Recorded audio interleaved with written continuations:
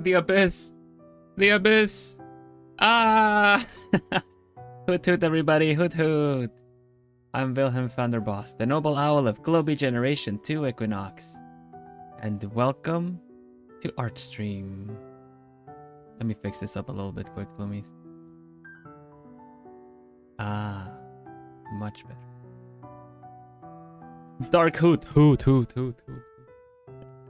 What happened to your room? I forgot to turn on the light.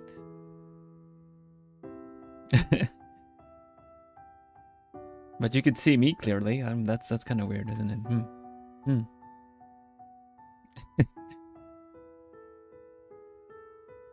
Hello, Plums. Hello, Jennifer. Hello, Nani. Hello, Liz. Hi, Miri. Hello, Rose. And hello, Joy. 5 months. Gosh, time does fly. Thank you so much, Joy. Hello, Nie. And yeah, that's it. Welcome, everybody. How's everyone doing? How are you doing? How's your week been? Welcome to this week's Hump Day. Because it's just, you know, it's just downhill from now to the weekend. Yeah. Makes me wonder what you were cooking before stream. You will find out soon enough. You kind of always know. I show up and like Echo is on. It's like, oh. Right. Although honestly, I have no idea why the background was like that. Anyway, you'll find out soon enough. Echo is on, background is missing. It's like, oh gosh, what happened? You woke up at 5 a.m. That's right, Rose. You wake up kind of early, like last time too, right? That or I'm confusing with someone else. Hello, Natsu. Welcome. Hoot hoot hoot. Caught red feathered. Oh my gosh. Red feathers. That's not a bad idea, actually. I had no coffee this morning. It's now here. Excellent. Yeah, it's still early afternoon, so you're okay. 4:30. That hurts me. I've known that time of the day too well, but oh my gosh. Early bird, eh? I guess you fit in with the Plumies. You're an early bird. I saw like a little picture of like you know how the motivational thing about like the early bird gets the worm or whatever, where there was like a bird, the night owl or the bird that was up late, you know, caught the worm before going to bed instead. That's so funny. You caught up on sleep today, almost 10 hours. Gosh, yeah, I must have been needing it. Hello, Kitty, welcome. Yes, hi everybody. We're gonna do another art challenge today. I've been really into these. I really like how they go. Have you caught any of my my previous ones? There was a short out that showed kind of how it goes. I'm gonna do the same art challenge as the one from the short. We're gonna do Samdoesarts art challenge again. I'll use that whenever I can sleep before 5 a.m. Yeah. I'm just waiting for the worm and then I'm gonna go to bed. Don't take it as a motivational one though.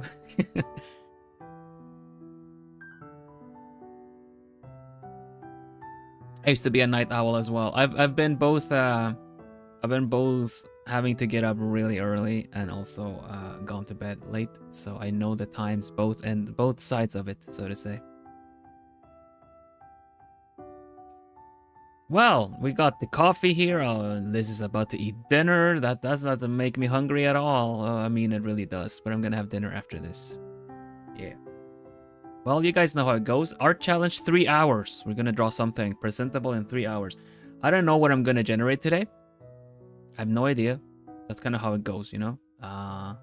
So we're just gonna see how it works out. I might go for a bit more of a portrait approach this time. Not sure. but I'm gonna try something. You generated yours before stream. Outfit and bonus. Oh, that's gonna be interesting. Yeah. I look forward to this really. We're gonna generate it on stream because, of course, for me that's kind of like it's a bit of the that's part of it all to get it live. You know, I can't sneak my way out of that one and be like, no, I don't want to draw this. One condition though, I want to state it now.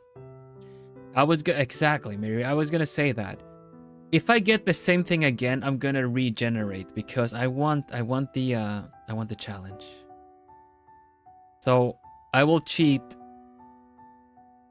the other way, so to say, to my disadvantage. Is that fair enough? I want to generate a new character. So I'm not gonna be like, no, I'm not good at drawing that. No, I just kind of want to try some of the other things. So if we get the same, because like when I've generated things just for the fun of it, I've gotten the same hair so many times. I've gotten the same hair, so I'm kind of like, I want to try another hair, and then we'll try. Probably gonna draw a girl today as well, while I still like, even though this is pushing my comfort zone, I do want to stick a little bit like close to it in that sense that I am more comfortable drawing girls than I'm drawing guys. And since we have a time limit on, I'm gonna draw guys though.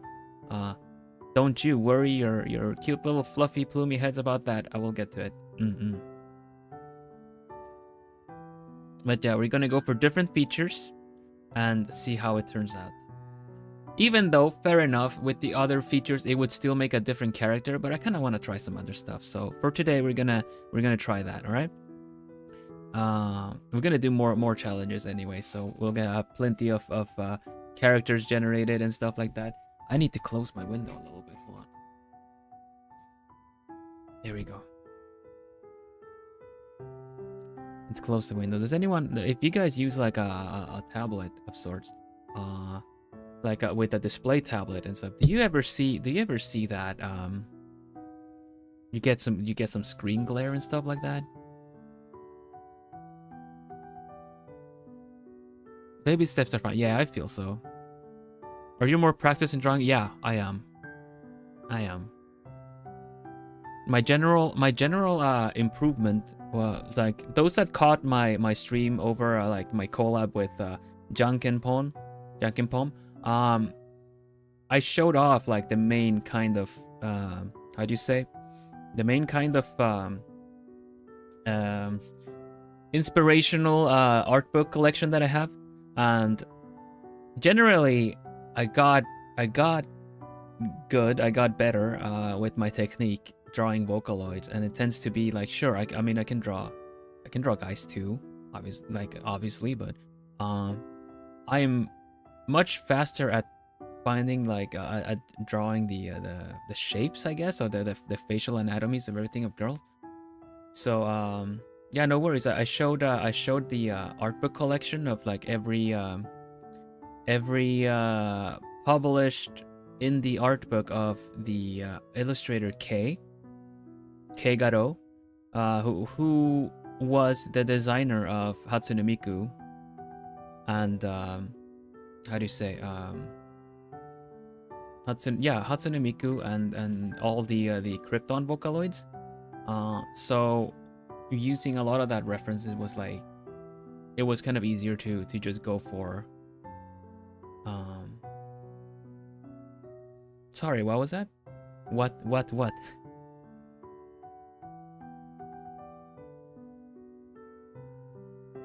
Let me actually let me see if I can find the picture I can show you on stream too.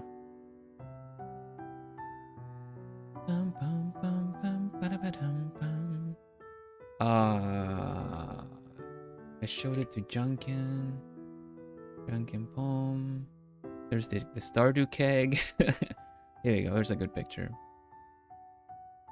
These have been on the internets already on his stream. I'm gonna show you a couple of my Vocaloid collection, right? We can have a little story time before we start just the challenge. We can't push it for too long though, because I still want my 3 hours to do the challenge. There's an art book of Miku. Oh, there's plenty of art books of Miku. Don't worry about that. But I'll show you. Let's go to the art scene, okay? And then we generate our character. Oh my gosh! What the heck is going on? Oh, I know what's going on. I know what's going on.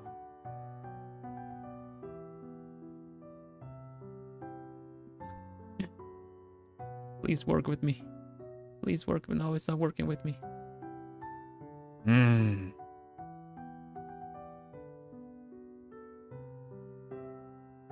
This will have to do. No, Hatsune Miku, there was a lot of fan works and art books and everything done of Hatsune Miku. The actual designer of Hatsune Miku is called Keigaro, and here's the what was it, the 2008 until 2015 collection. Who messed with Bill's chair? I love that. So these are like the indie developed art books that they publish 2 a year. I don't have any continuing after this. I feel like at this point it had influenced my style enough to just kind of pursuing my own kind of thing. But still, I have these and all the actual published works that aren't indie published. These are just like, you know, self Comiket copies and stuff that I tracked down retroactively because I did not buy them one by one. I just kind of like maybe started around here and then kind of tried to track down all the older ones. So this is like one of my art collections that of the artists that influenced my style the most, I would say, to going everything from grayscale to how it's kind of painterly in that sense, you know. But yeah, they drew mostly girls, so this was the reference and everything that I kind of learned a lot from. So yeah, Vocaloid got me really serious about drawing.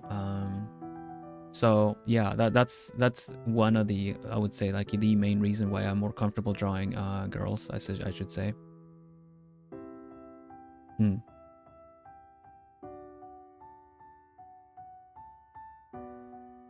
Hello, Ellibirds. Another Ellibirds. Hello, Lapis. Have I missed anyone? Jennifer. Hi. Yeah, like in terms of music, I also got a couple of Vocaloid albums, like you see here. These were like the ones that I showed off for on Junkin's stream. Basically, Supercell. I don't have the Wawaka. The oh man, now I forget the name. That's how much I like it. It's an all-titled refrain.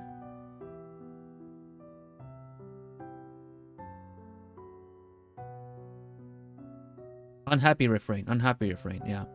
That's the one I'm missing from the collection. Someday maybe. Yeah, okay. So basically, yeah, Vocaloid influenced a lot of my art, and that's also how I got really, like, I would personally say where I am now. Not only, of course, but it was the base that kind of kicked up my art from doing the what I used to do into what I'm doing now. Of course, a lot of other people also influenced it, but yeah. So yeah. Anyway, that was a little story time, I suppose. We can talk more about it while we work, but we are gonna generate a picture. Hello, SKC. Welcome. Hello, Remy. Okay.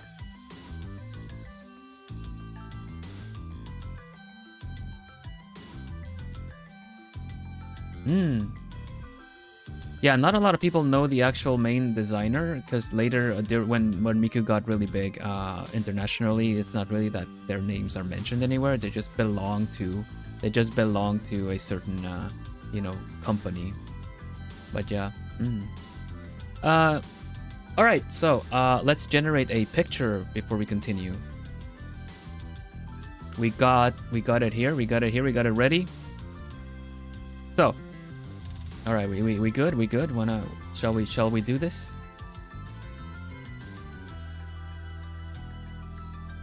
Ooh, man, I'm kind of nervous. Not gonna lie. All right, ready? I'll show you once how it works. And thank you very much, SKC, for taking your time to watch the stream, even if it's been busy. All right, let's see. Let's do a whole thing before we actually generate it. So first, it's the skin color. Looks like this. Then it's the eyes. Then it's the hair. Then it's like a clothes. The eyes, the eye color. And then bonus.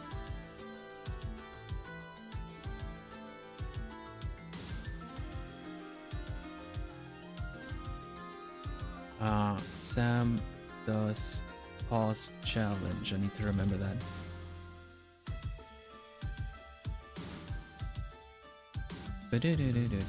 Sam does pause challenge. Okay. Click. There we go. Joining the challenge. Do that. All right. Yeah, no one gets held accountable. Watch him get the furry prompt. I've actually drawn a furry as a request at one point.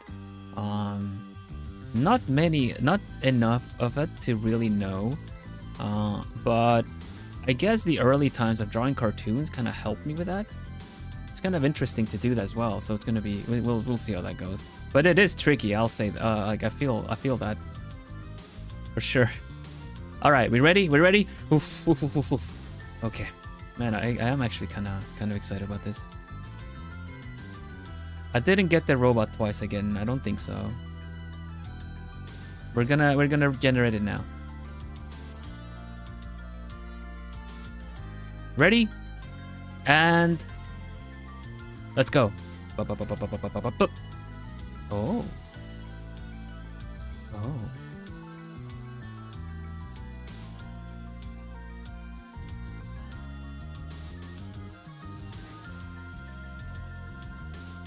That skin color.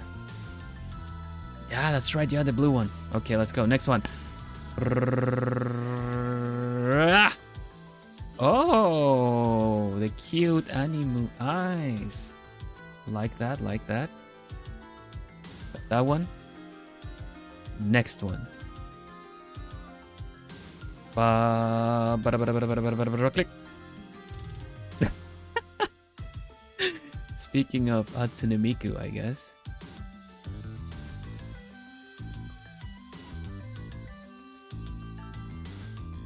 Twin tails. Let's go. Click.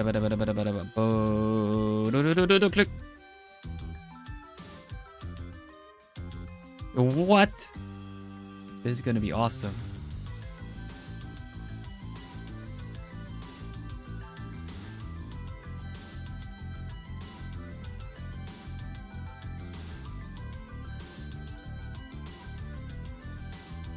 All right, next one. Click.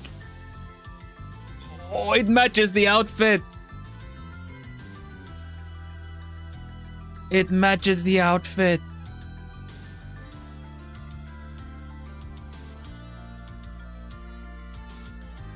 Oh my goodness. I do want to get some color into this though, so we're gonna have to. I'm gonna have to build.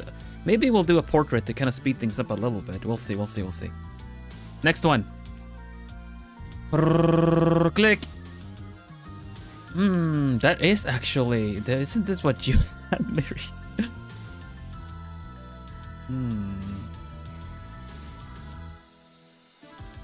It is actually the sister. This is so funny. Blue and the crown. Okay, we'll definitely use the crown. The outfit, maybe we'll have a little bit of those golden things. You're totally giving them a sister. Okay. Very nice. Let's put these. We can put this one away. That is not what I want to put away. Put this one away. Okay. And yeah, of course, if you join into the challenge, remember to post it on Twitter with Sam Does Pause Challenge. Maybe I'll change the formatting so it's easier to see which words are there, because that's just a jumble of words. Sam Does Pause Challenge. Also, for credit, the person that's doing that has made this is their name is Samdoesarts. That's why the hashtag is what it is. Okay. Interesting. Now, I would kind of like to do a portrait, but I don't know how to make it interesting. Hello, Flo. Welcome, welcome. Hoot, hoot. Hello, Bianca. Welcome, welcome. Let's see. Ooh.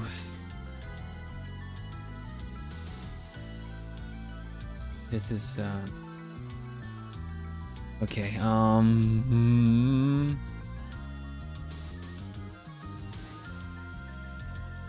we got the, I like the eyes we got, though. We got the eyes. Oh, those eyes are good stuff. Good stuff.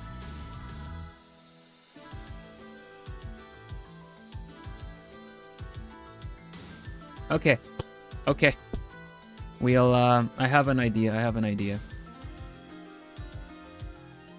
Let's just, okay, this one is empty. This is the sketch layer. And we'll just, row these up at the top like we did last time. And just be able to pull them down and have a look at them, what we're supposed to do. All right. Welcome everybody. I am Vilhelm Vanderbos, and this is the Samdoesarts Pause Challenge.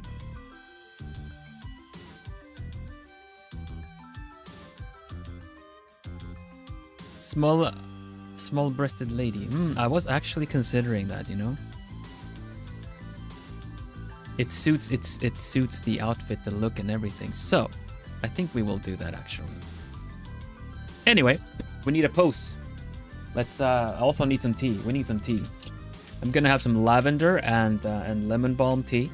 It's supposed to be quite relaxing, but you know I'm caffeinated. It's all right.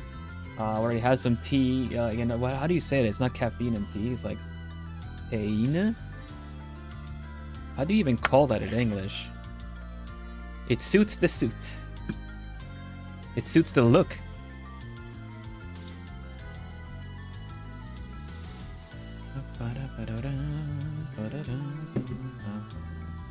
Some honey with this.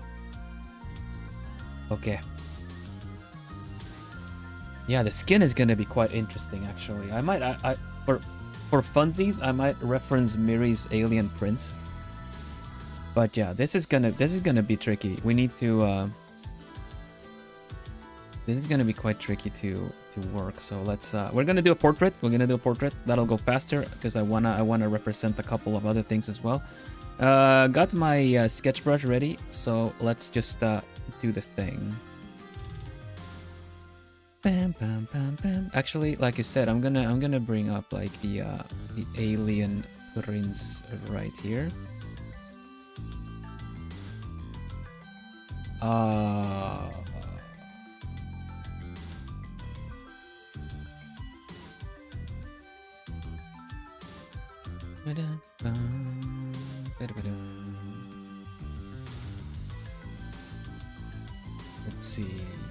Let's see. Or is it? There it is. Okay. All right, cool. Got different colored eyes as well. That's all right. We're building a whole universe. Yes, for sure. Let's get some reference in.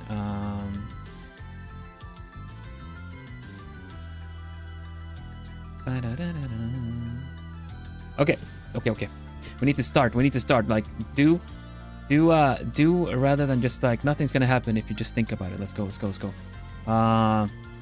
We start classic circle. I'm gonna sketch in white. That gives me a little bit more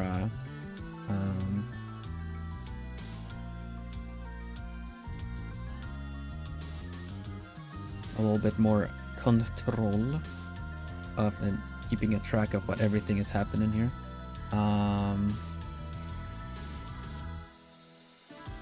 We're just building the face first. Eyes are pretty cute. I was gonna give her like a bit of sass personally, but we'll see what we do. Nose there.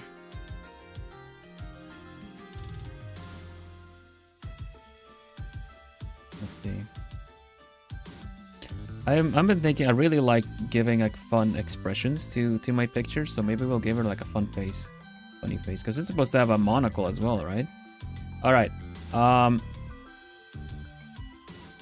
Let's work on the pose first.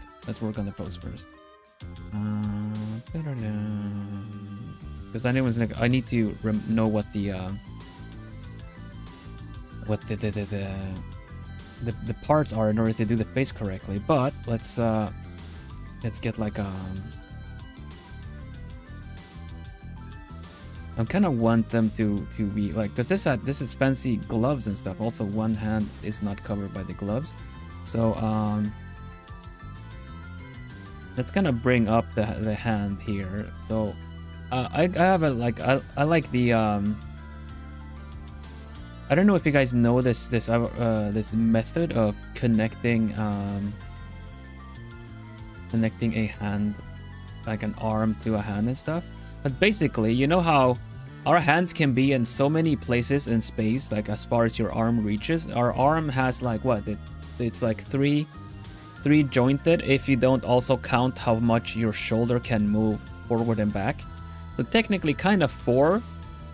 Has like four joints to work with. So we have your hand can be like, you know, suspended in midair, but your arm can move. Like you say, if you have your hand here, your arm can look like this, can look like this, it has the pivot points. So because it's so flexible, we kind of like, I'm gonna be all like, I want my my glove, like my one hand to be here, kind of adjusting the other hand, you know, and I want the other hand to be kind of putting on a glove here. So even though it's like a full arm covered in the glove, I kind of feel like I want them to be adjusting the glove a little bit, right? Kind of getting ready for work in a way, kind of getting ready to go about it. So we got the arms there, like, or rather we have the hands where I want them. So in order to connect them, now you can just kind of think of the rules of like, where does the elbow need to go? If you look at the, you know, if it's divided around the belly button is the pivot point of the elbow. Nice Vil pose, right? I'm partial to the pose. So using these kind of pivot points that, you know, the shoulder's supposed to be, we'll just connect the arms there, and this one can be connected there too, and this part is kind of covered by the hand here, so we don't have to think too much about that one. This pose, when you're stretching like a glove, I feel like the main two digits are the ones that are kind of, you know, creating this tension. So the first fingers kind of need to be kind of stretched, but then the others can be a little bit more relaxed,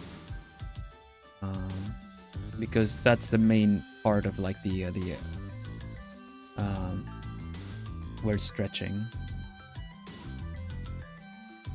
Especially if you're tugging at the middle of it, like kind of where your tendon goes from your like your hand over your it's gonna pull on your, honestly, on your middle finger the most. So we're gonna do this. We're gonna use this pose. I'm gonna use this kind of this funny face, because I really like giving characters a little bit of a funny face. In order to make it look a little cuter, we're gonna give her like a bigger head. She's also she's gonna physically and metaphorically be big-headed. All right, cool stuff. I think we're just gonna use this pose as far as we see it here, okay? This, and then we'll adjust it a little bit. I'm hurrying along a little bit. I'm sorry, because like, yeah, we have 3 hours to do something presentable, or rather, I want to do something presentable in 3 hours. So let's get the other parts in. All right.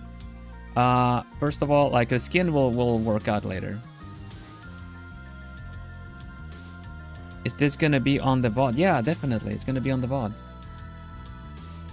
Welcome, Latte. I generated a character.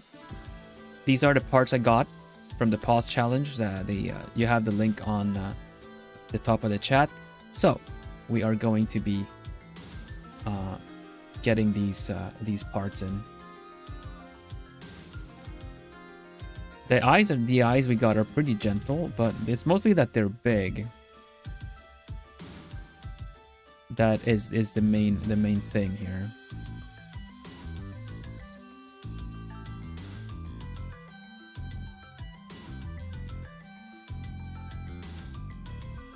Big and cute or round, you know, that looks a little wonky, but we'll make it work. Yeah, okay. That'll work.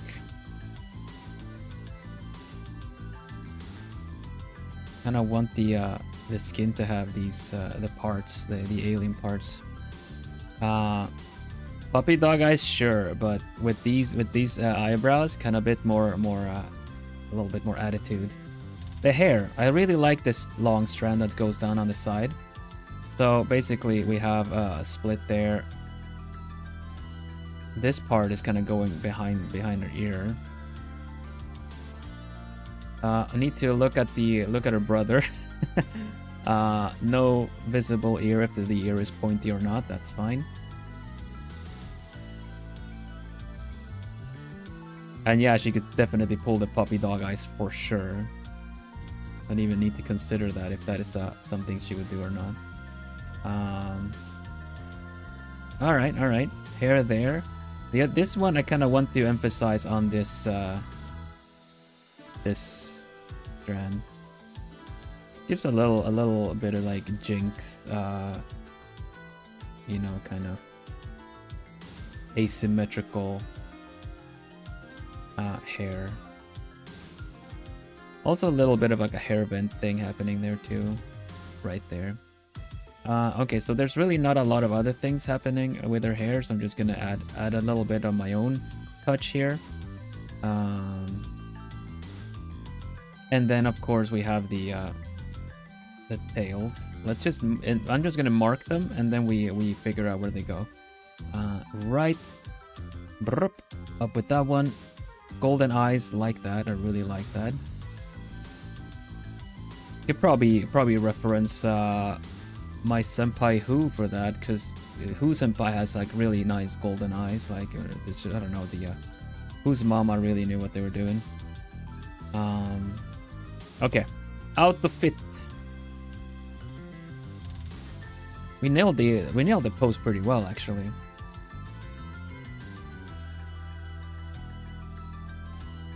The hairdo is pretty spacey, yeah, right? I think so too, but she's gonna be like steampunky, which is also pretty interesting.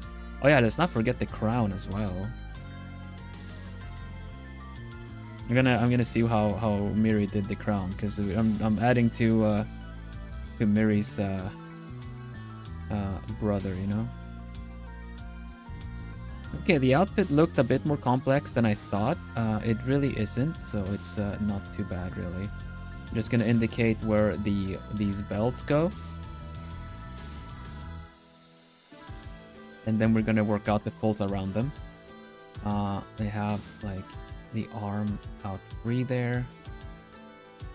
The other one is completely closed, so we actually have the sleeve goes up until here, and then there's like a belt there too.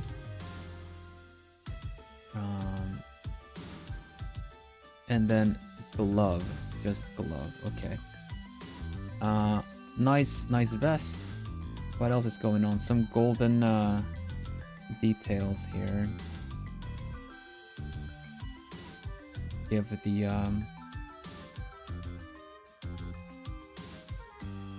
we'll see here.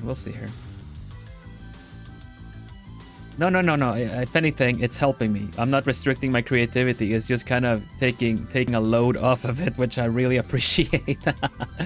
Otherwise, I have to come up with everything, and that is actually it is kind of stressful to have to think of all this stuff. So it's like, oh, there's something I can lean on. Yes, please let me lean on it. I will focus on everything else. Don't worry about it. Yeah. Don't worry about it. It's like, if I don't feel like something, I just won't do it. It's no problem. I just think it's really funny to, like you're saying, we're creating a whole universe around these characters. That's a really cute, like, it's a cute one. I like it. We're gonna adjust the arms and hands a little bit so it looks a little bit more petite, but not much. Let's invert it. We got the sketch there. We're gonna have to fix the eyes. The eyes are a bit too far apart. Of course, there's gonna have like a monocle as well. That we're kind of not sure how to implement that. Honestly, we'll figure that out in a bit. I don't know if I want to do like maybe a big one. So tricky with monocles because maybe there. Is this the kind of like, oh yeah, I do like that. That is excellent actually. Yes. She could have built the robot. The robot. Man, I love this. This is what OC building is all about, honestly.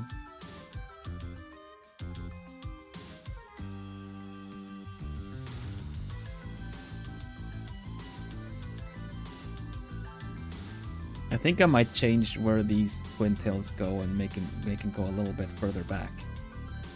But we'll figure out the twin. No, that one I liked. That one I liked.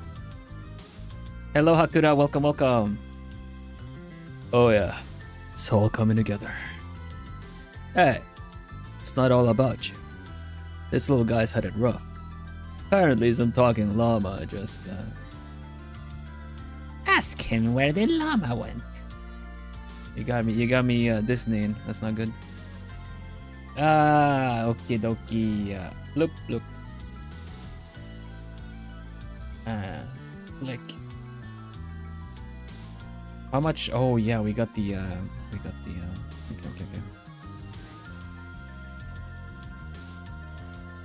You're gonna ship her with Tengi to one.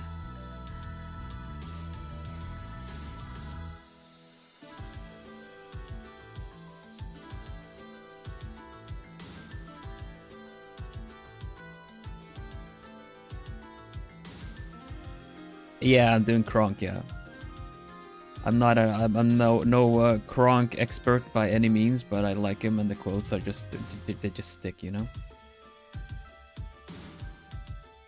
Right. Hey, buddy.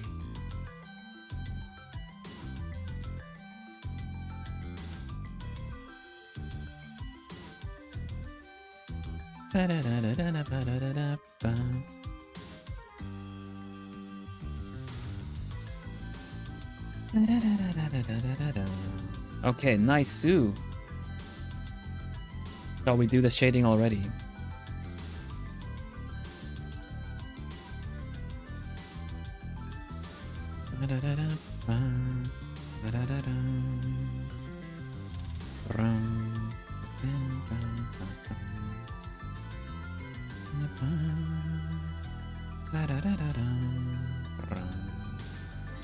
Do this.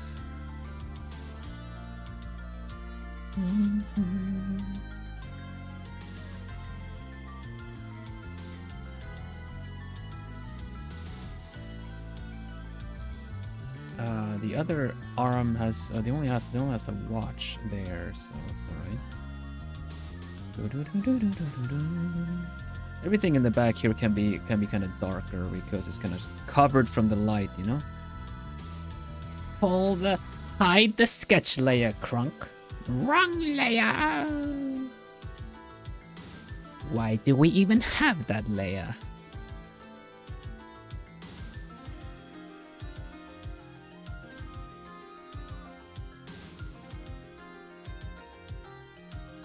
That is the artsy version.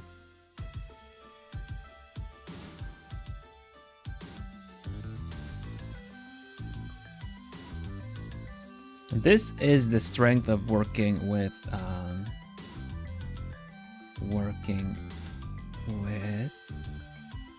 values, because this is so undefined. There's nothing really solid having been developed here, but I'm already seeing the vision. I'm already seeing like where this is gonna go.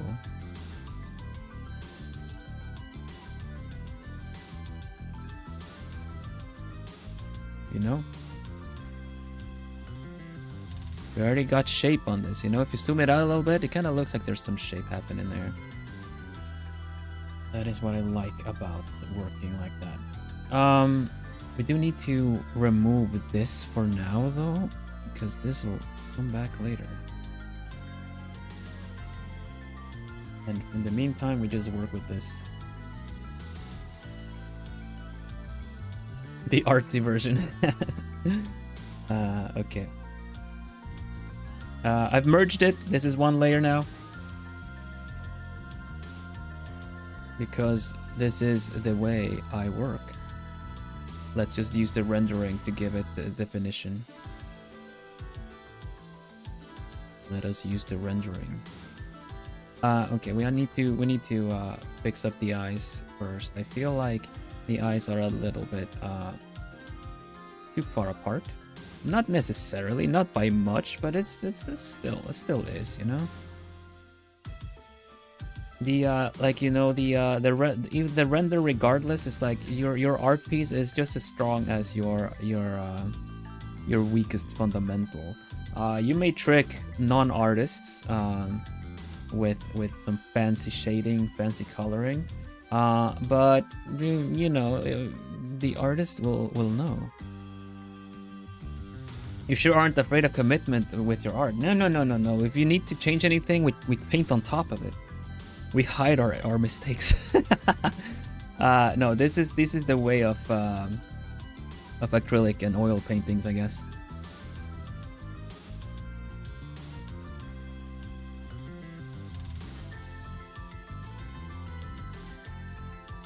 I let's trust the process. It's a portrait, like one of the most comfortable with portraits, you know. Even though this pose is not exactly something I would do every day. I do still feel like the pause challenge gives enough of a freedom. Just go about things however I would like. And what I do like is that the eyes are gonna stay pretty bright because of the gold color.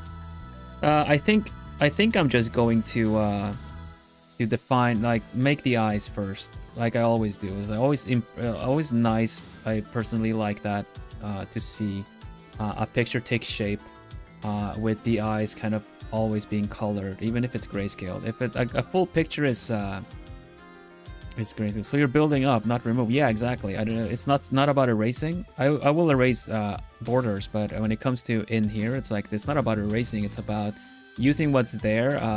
I also, like you see, I define the lighting first, and then I just do you know, color sampling, because the whole picture needs to look how do you say, coherent, cohesive, and it look like everything belongs together in the picture. So by color sampling, even grayscale, you will end up using similar tones to what is around.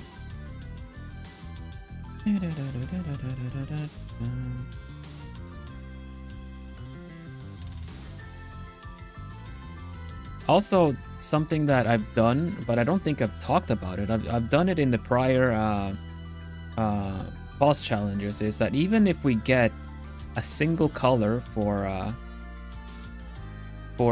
eye colors, I would still suggest you pick at least two, even if it's in the same hue. It just makes the coloring a little bit more interesting. Like for now, we have gold for the eyes, right? I could just easily pick a gold color, put it on multiply, and then, you know, put it there and be all like, yeah, all right, that's a gold color, you know, that's a pretty nice gold color. Sorry if I'm a little silly today. I've really hyped myself up to be fast with art, so I'm just kind of just going off of energetic vibes. I'm probably gonna be really tired after the stream.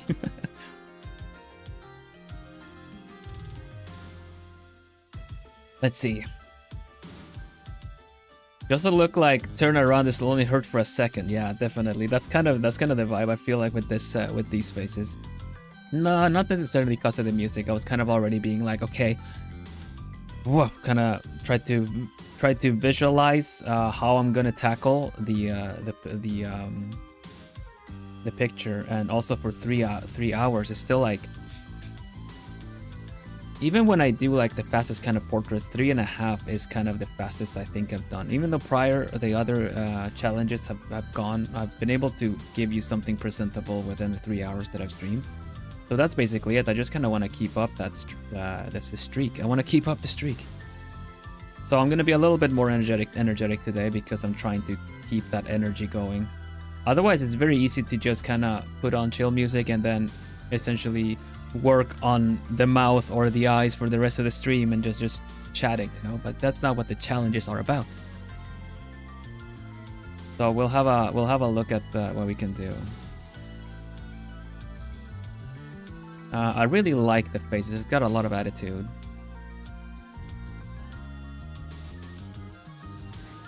Gonna do this kind of highlighting on the nose is really popular for the like recently. It's meant to give the nose a shape that looks like, you know, kind of not a pyramid shape, but it has this kind of thing. A lot of people just leave it kind of just do this and call it a day, but this kind of gives the nose a weird shape, doesn't it?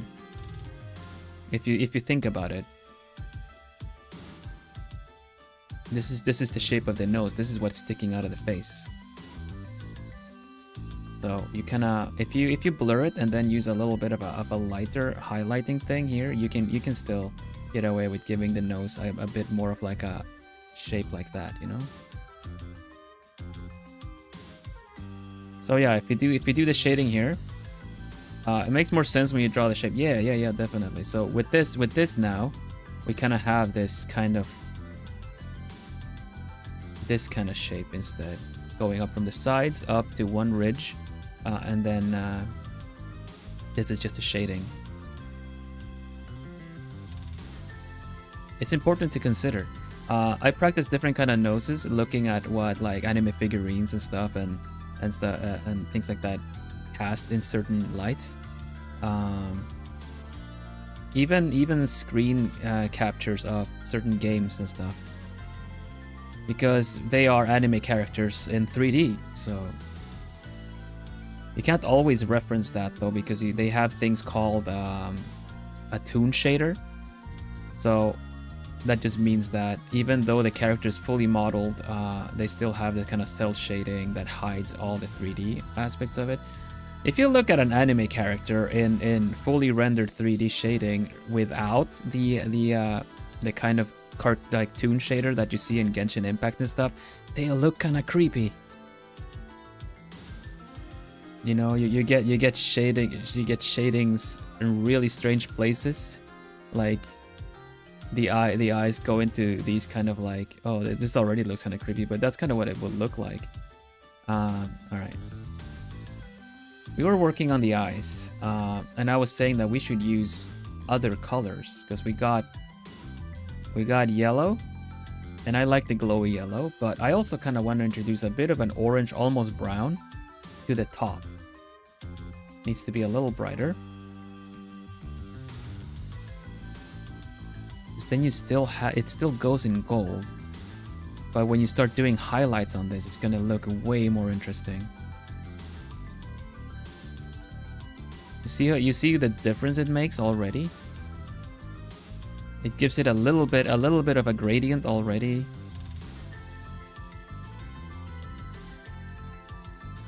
And the bright gold color we had, it almost becomes already like it's a highlight, you know?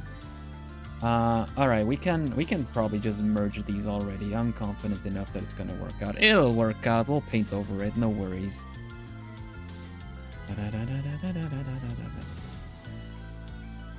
If you got any questions about my actual progress right now, you can ask them. We'll see if I can give it a lot of time or not. But I don't mind. I would rather try to answer questions while they pop up rather than tell you to, you know, wait until next time. I'm not gonna do a separate tutorial unrelated to this, but if you're kind of like, what made you draw it like that, then I can maybe give you a verbal answer.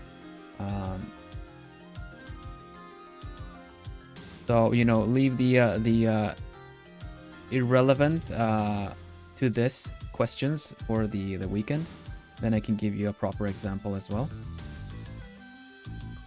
Where are the eyes? Oh, that's what's going on.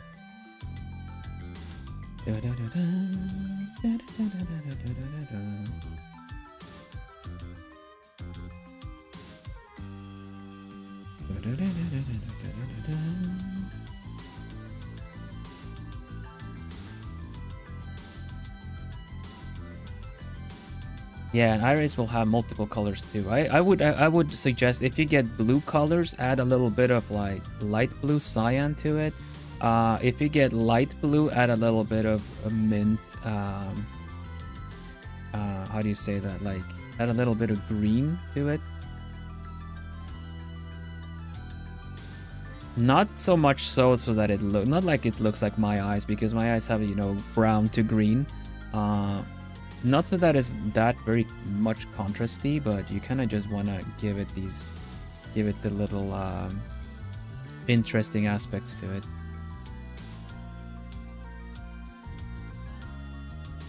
Also, here's a good example as well. Do you guys see the eyes are really, really far from just being white? I'm not doing this. I'm not putting white, pure white into the actual sclera. Sclera, is that how you say it? The whites of the eyes.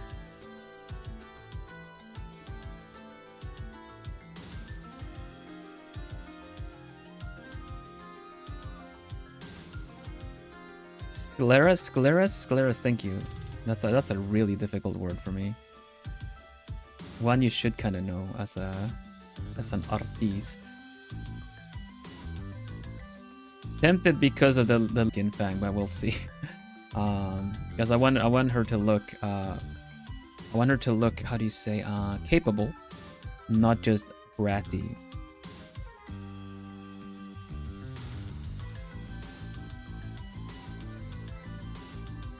So I might make the mouth smaller to get this. It already has enough of those aspects in our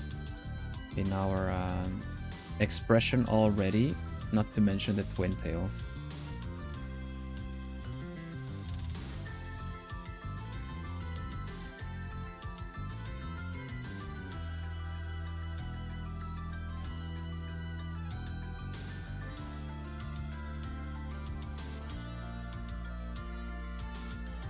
Really nice to see some familiar faces from recent times coming back here. I really appreciate you guys being here. I'm glad that you find the content interesting and fun. You want to spend time with me.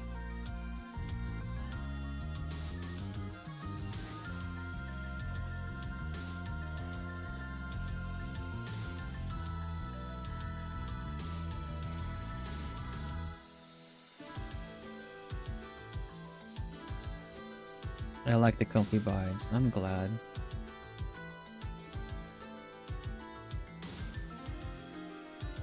These just had...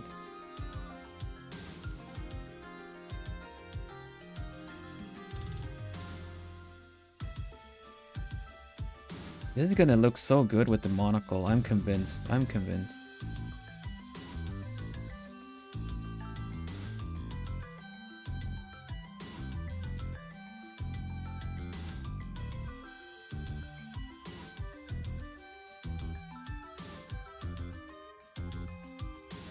Did I say hello, KK? I'm sorry if I missed you. Hi, KK.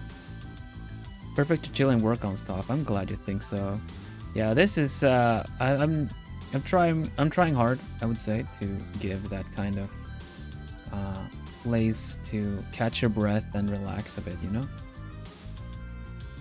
Not to keep you from what you need to do, but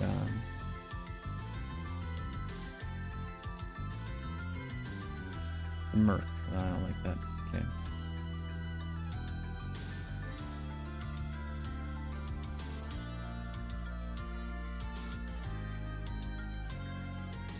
You know, also one effect that I really like to do is why I keep the eyes a little darker than just straight up white. Don't make the eyes bright.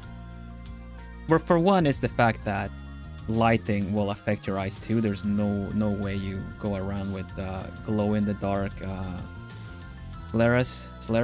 Gosh, I need to look up that word. Hold on. Sclera. Thank you. Sclera. There we go. We got it.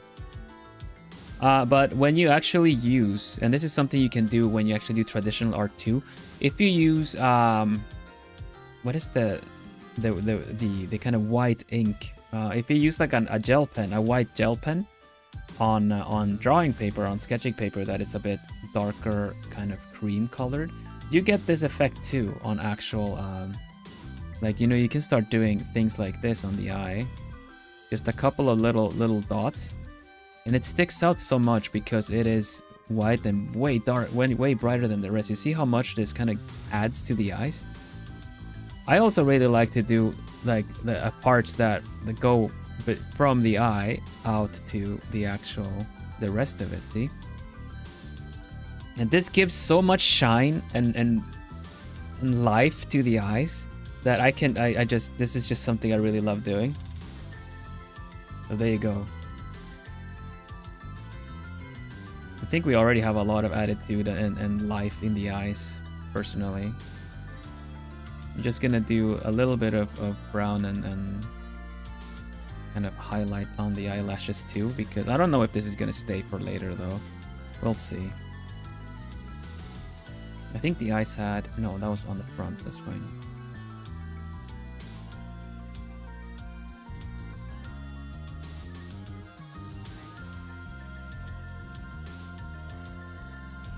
Yeah.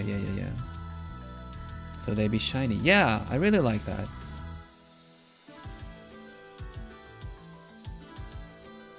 The shine of the eyes is something you can use to also convey things. You guys know how if you remove the shine of the eye, that the eye might look a little bit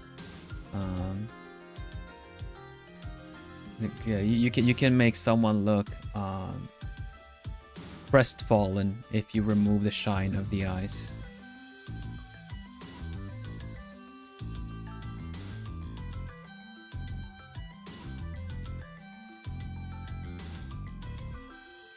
Not to give, I made a highlight here to kind of give the face a little bit more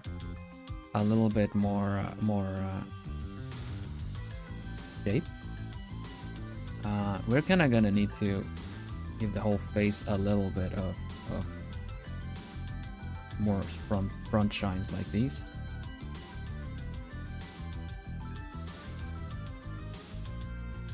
I think they look nice.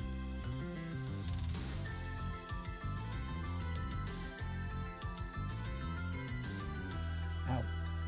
We're getting a little pad that I have to rest my elbow on a little bit.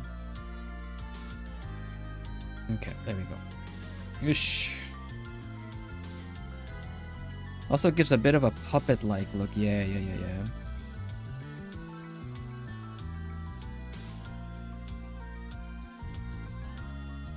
How do you learn about light? Well, there are plenty good books about it. There's it's just about studying it a lot. If you have figurines or something like that, you can set things up like I had a bit of how do you say that? Like a little bit of cables or books go pretty far, honestly. If you have a figurine of sorts, little Nendoroids or heck even Funko Pops, you can just put them. Let me illustrate the situation, right? You get books. You get a bunch of books. Stack them. So these are really thick books. Whatever you find. Boxes of something. You can get a box of like some computer part that you bought or whatever else you might have around that you've kept. Even in boxes of other collectibles. Just stack them. Then you have like you make a little spot to put your character in. Let me, for the sake of the that I mentioned Funkos, do like the square face, like this, yeah. And then you put something like a bicycle lamp. A bicycle lamp. You guys know what I mean? Those kind of small ones that you're supposed to you can attach to your bike. They just kind of look like something like this, and then you have like light. Usually come in pack of like a white and a red one. Pretty inexpensive. You can find them pretty cheap. So you put one on this side, for instance, so that it's casting the white light on the character, and you can you know, explore how it shades it. And if you want it really clear, little LED lights, yeah. And if you want it really clear, you can also do another pile of these, like grab another pile of books on the other side, or just kind of tilt it up like back here or a bit to the front, whichever. But you can reposition these and then take photos first and foremost, so that you have a steady reference that you can have up on your computer or your phone when you're drawing. But use the red one on this other space. Use the red one on this other space, and then you'll get this kind of like how much of the face gets, how much of it gets red, how much gets the other. And the red one will symbolize your shading, you know, if you want to. But this is working with a secondary light, but you can also get it for like use this as a reference for shading. So you do this, and you take photos either from the front, from the bottom, and whatnot. Yeah, you can also place the light at the bottom of this too, like kind of angle it upwards a bit, so you suddenly get this kind of dramatic light from the bottom. But yeah, this is a pretty good. And that's basically how I've seen this. Like, if you have anime figurines, all the better, because then you'll actually get what the light looks like on an anime face. But you know, you get the red you get on this side, and you kind of like, oh, it actually casts a little bit on this side too. And oh, you know, the upper lip gets a little red too. That stuff, those are the kind of things you want to take note of. You don't always have to use all of it, but just the fact that you make note of it, your brain registers it, so that whenever you're doing shading, it'll start, you know, start making the connections faster. That also goes for the clothes. If you have if you have like dolls or like figurines come all dressed and everything, yeah. Buy a ball jointed doll. I would say buy a Figma. Or specific art ball jointed art ones that are from like Japanese developers, because these you know, though, those ball jointed dolls, like they have such weird proportions. You have such weird proportions. Meanwhile, if you get like a Figma, you get the actual like face with even with a nose, and you can usually remove the hairs of them too. So you get a little bit better. There are gray ones. Yeah, I have some gray ones. I also have like skin colored blank Figma ones, but they're hard to get. They're like usually kind of limited edition stuff. But you can just buy like a Hatsune Miku one or something that's like accessible and easy enough to practice with. But you can also get one of your favorite character or whichever. Like, it's easier if you actually have a character you want to draw. Like that you want a fan art, you know? But yeah, when it comes to anime rendering stuff, I would recommend Nendoroids or something similar. Doesn't even have to be posable, but Figmas are posable, so those you can take more pictures of too. All right, just a little side note, but I feel like it's a pretty good question, honestly. So I feel like I wanted to give it a little bit more time. Also, hello Ross. I am not really interested in Stardew Valley info right now. Let's do that during Stardew Valley streams. I'm currently working on this art challenge right now.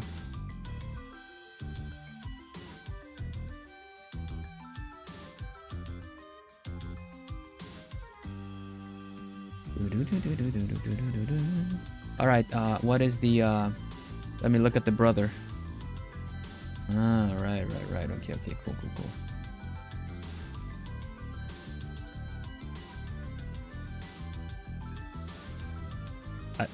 Here's a pretty good example of a tangent. You see what I'm doing with the hair? It completely links together to where I put the collar of the vest, and that is not good.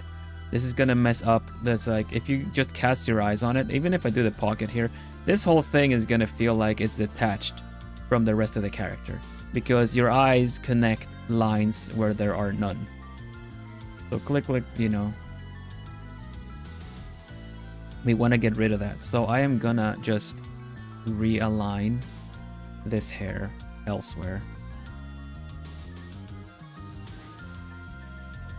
instead. We want to help the eyes. We want to help the eyes to catch whatever we want them to catch. You can do this by doing blur effects. You can do it by doing the values in a certain way. That's why I like to make the eyes essentially really pop from the face, because they'll catch your eyes, you know. Yeah. That's definitely something your eyes will do, and it's something you have to train to catch as well. It's not very easy to spot.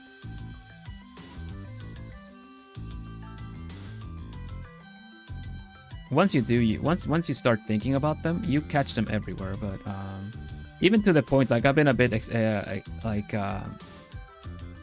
a bit excessive with tangents too. Some of them might not matter. You can probably help things out with shading, but yeah.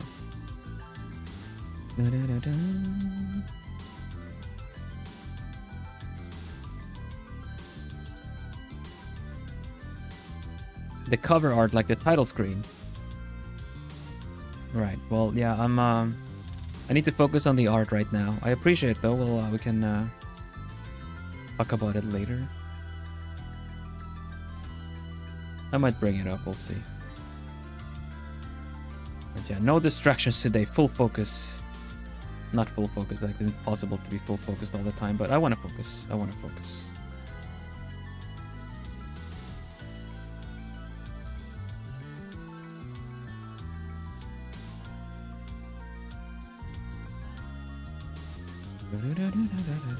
I'm using a bit of airbrush on the face because, like you said, like I've told you guys before, a good rule of thumb I do, like if anything, I want anything to feel soft. That goes for guys too, you know, like guys are not all bulky and strong all the time.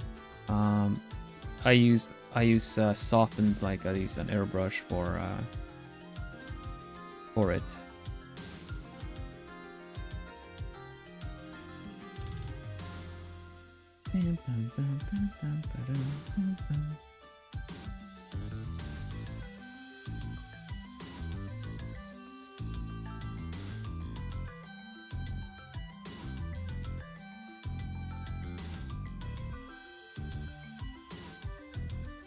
Man, this face is so good for the little time I worked on it. I'm so proud of this already. Even guys have soft ankles. I mean, muscles are not super bulky and hard all the time. They might look it, but in relaxed state they're quite soft.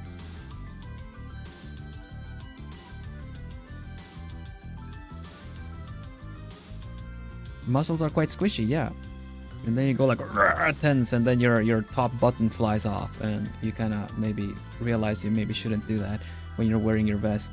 That's already kind of clinging on for its dear life. Oh, is that just me? Oh.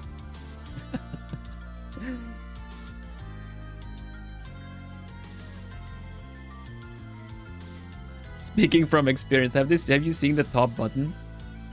Look at that top button. It's trying really hard.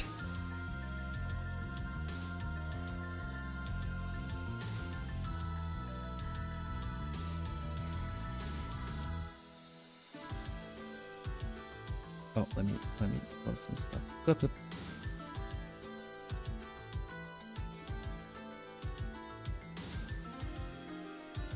Yeah, I mean you can use sharp angles, you can use hard lighting, in order to create some intensity, but you don't always have to. So I feel like if we, I can go back to my sketch brush now for the rest of the thing, but we already have a pretty nice looking kind of 3D space, right? We're gonna go back in it and give it some brighter things, because there's some shapes here that I'm not really liking. But doing it this way, you kind of have this whole idea that, you know, the nose is catching some light and casting some shadow underneath it too. And then we kind of give the lip a little bit of a highlight too, because then you're giving the face shape from the front. You know what I mean? If it would be from the side, the idea is that the face has this kind of shape, you know, like that. So everything that sticks out in this angle gets light. Everything that goes into this angle gets shaded.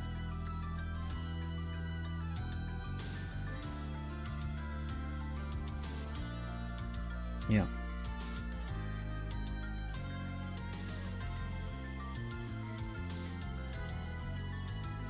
Speaking from experience. Yeah, that's a fluid brain cell at work.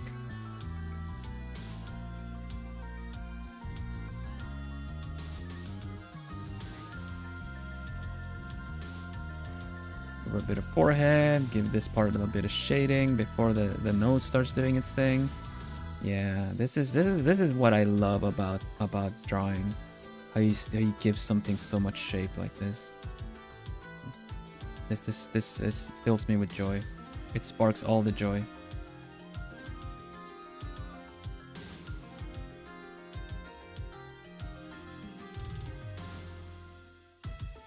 But yeah, the problem with giving it that much detail is that everything else is gonna look a bit wonky. But it's okay. It's okay. Anyway, hair.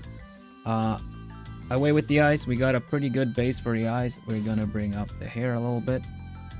Thank you. Can audibly hear it.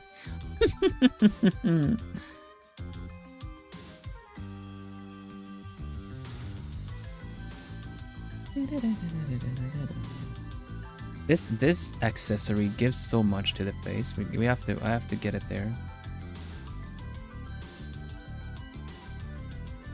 It changes her face so much.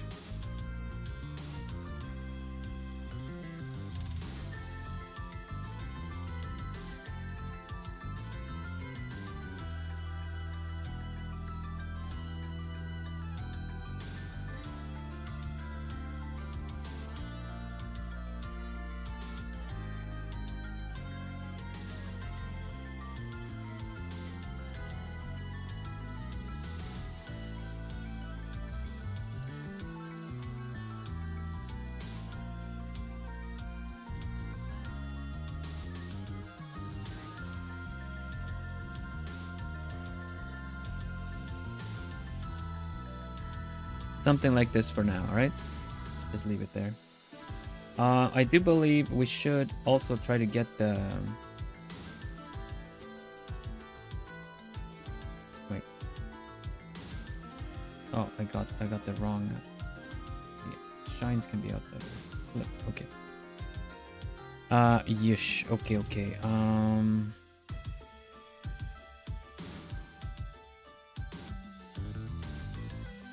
You can...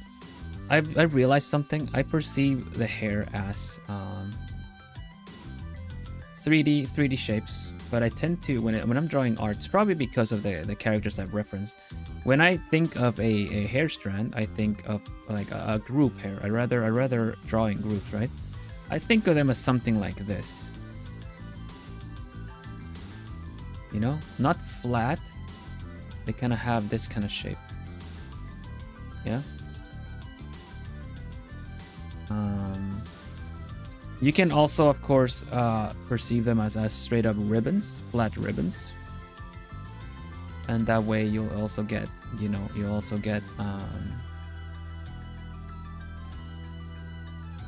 be able to think of them as this, give them a little bit more shape everywhere.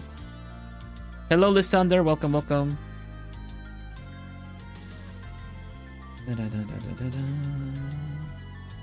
Okay, anyway. We need to render some more. How are you doing, Lysander? Welcome.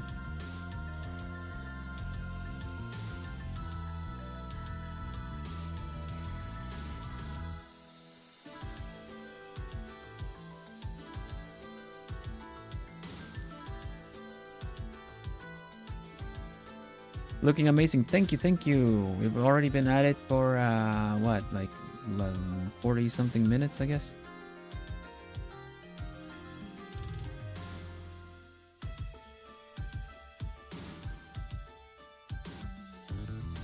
Yeah, you're right. So it's just the fringe does that. Everything else needs to kind of go in that direction. I was thinking about that. I wasn't sure if I was gonna how to go about it, but yeah, you know what? Good point. We do fringy.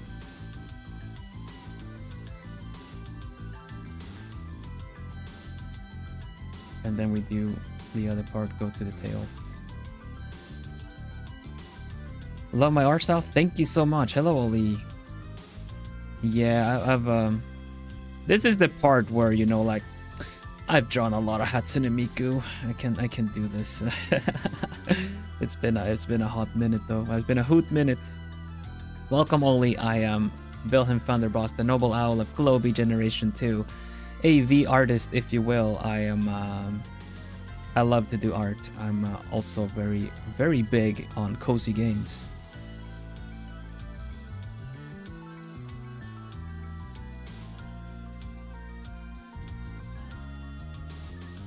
Such as, you know, Stardew Valley,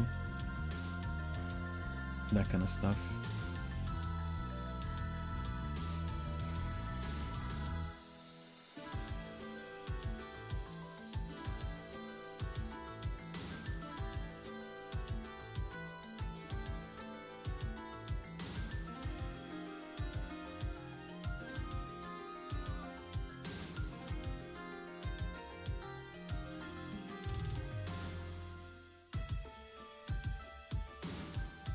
Dum, dum, dum, dum, dum.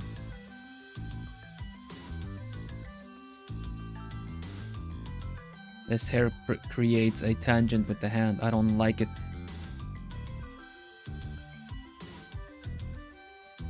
But, you know, we can always fix that. We can always redirect things. Doesn't need to be as you were initially planning. Oh, man. Selected the wrong thing. There, done. Better. Smaller. Much better. Kind of still tangents, but, you know, we can change the position of this a little bit. I still need to get and install the new version of Clip Studio that will let me just liquefy things much better. That's fine. We'll work with what we have. The tools don't make the artist. The artist makes their own tool. True story.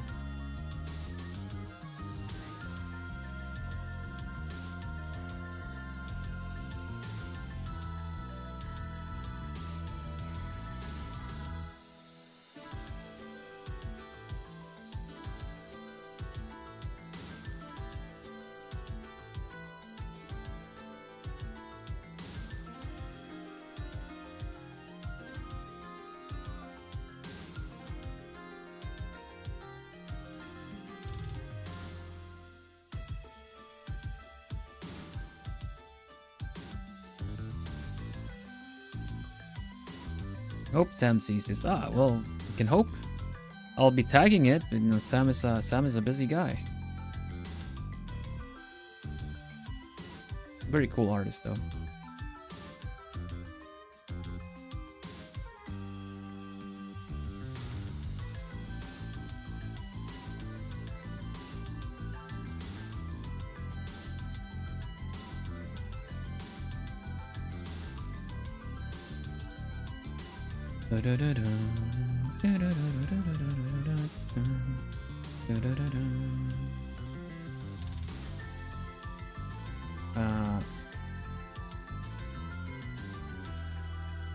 I'm gonna give this a little bit of shading. Gonna want to have a clear where does this kind of start bending a little bit. Gradient it by hand. Yeah, it's pretty good, pretty good, pretty good. Happy with this. We'll do some nice highlights later. Make sure the hair goes to these parts there for the twin tails. And probably put some white at the top to kind of give it the whole, like it's being illuminated from the top. We'll use this. That's fine. It's fine. Let's work on the clothes a little bit. We also drink some tea. Now I'm sinking down on my chair a little bit too much. All right, I'm gonna have some tea. Everybody, unshrimp or whatever they say. Just check your posture, stretch a little bit. Yeah, all right.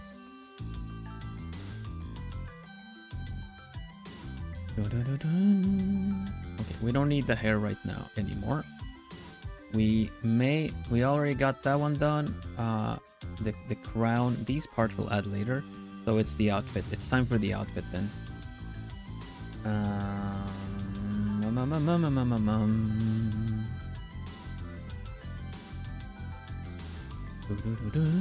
The outfit's gonna be the trickiest one because I want to match the shading, right? I want to match the shading. The face is doing something weird there that I need to fix as well.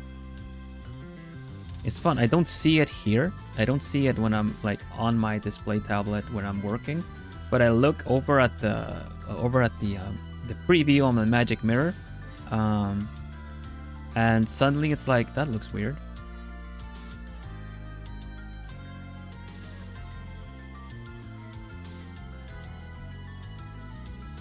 If you have multiple monitors, there are other ways to do it in Clip Studio. You gotta go, Rose? Okay, thank you so much for dropping by and hanging out with us, though. I really appreciate it. I hope you have a nice time. Nice rest of your day.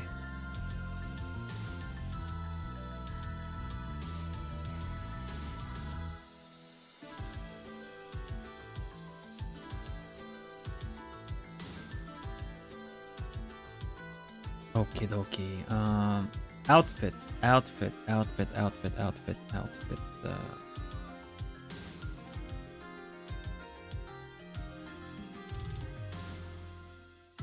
Okay, let's put another song. Usually switching gears helps with another song too. I'm gonna put what about this one?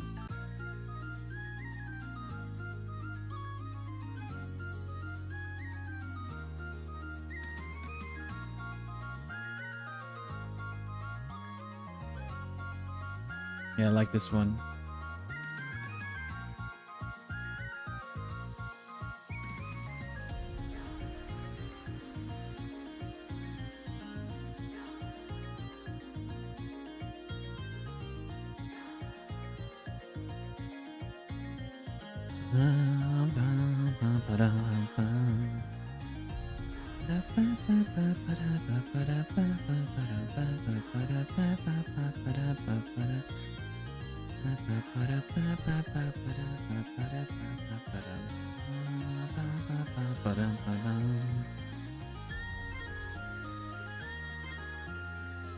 It has that kind of, could be fantasy, could be steampunk, could be just a nice fantasy video game kind of thing. I love it.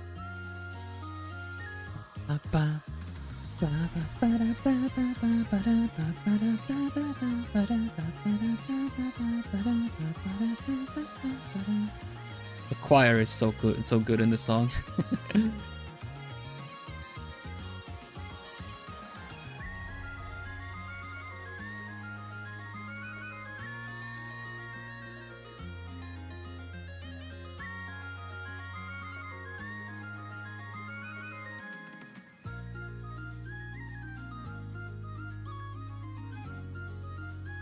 We gotta consider the lighting a little bit here and there too. So I'm gonna already start doing some indication on the lighting. The shading that you do on things like this. Let me talk about that for a little bit. Also, kind of wanna give her some more hair here for the sake of the shape. Yeah. Anyway, the shading that you use here, you could just do something like this and call it a day. Just do the edge shading. Very basic, very simple way of learning how to shade. That works pretty good. You just kind of, oh, we need shading there, we do like one line of shading. We need shading here, we do one line of shading. It's very... Hey!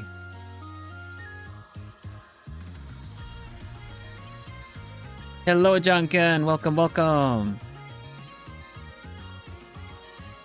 Raiders, hello. Uncle Junkin Raid, Junkin Pomp. Can I even do something? I don't know. I don't think I have a good Junkin Pawn hand. I need to make one. Thank you so much for the raid. How are you doing?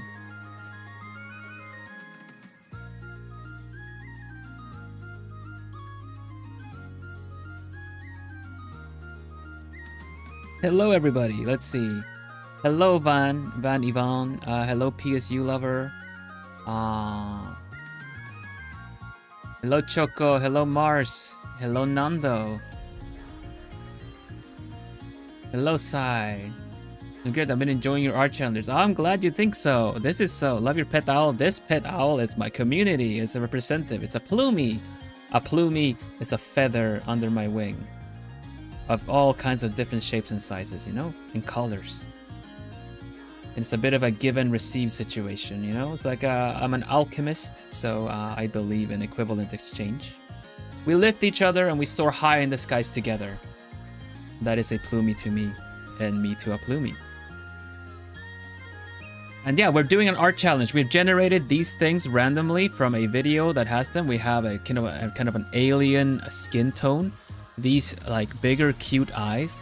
Twin tails as a hairstyle with a bit of a steampunk outfit. Golden, kind of yellow golden eyes, and we're gonna add some kind of crown and some jewelry to her afterwards. So.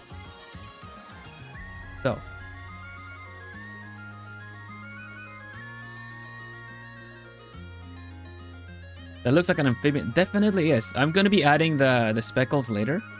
We're gonna make it look proper, of course.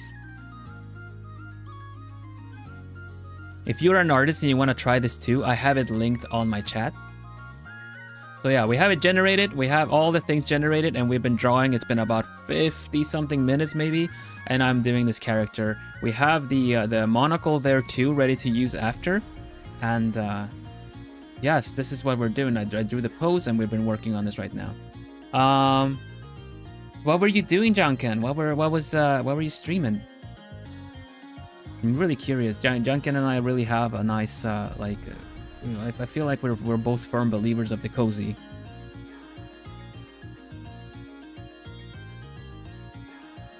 Marvel Rivals. I've seen people play that. I don't know what that is though. What is Marvel Rivals?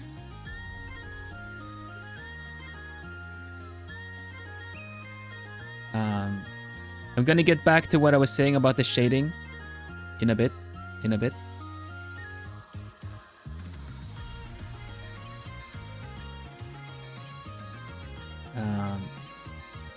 I'm gonna prepare it to show. Overwatch for comic book nerds. Team Heroes third-person show. Oh, that's okay. That's pretty cool. I don't play Overwatch. It's been ages since I did. But all right, so it's a team shooter kind of thing.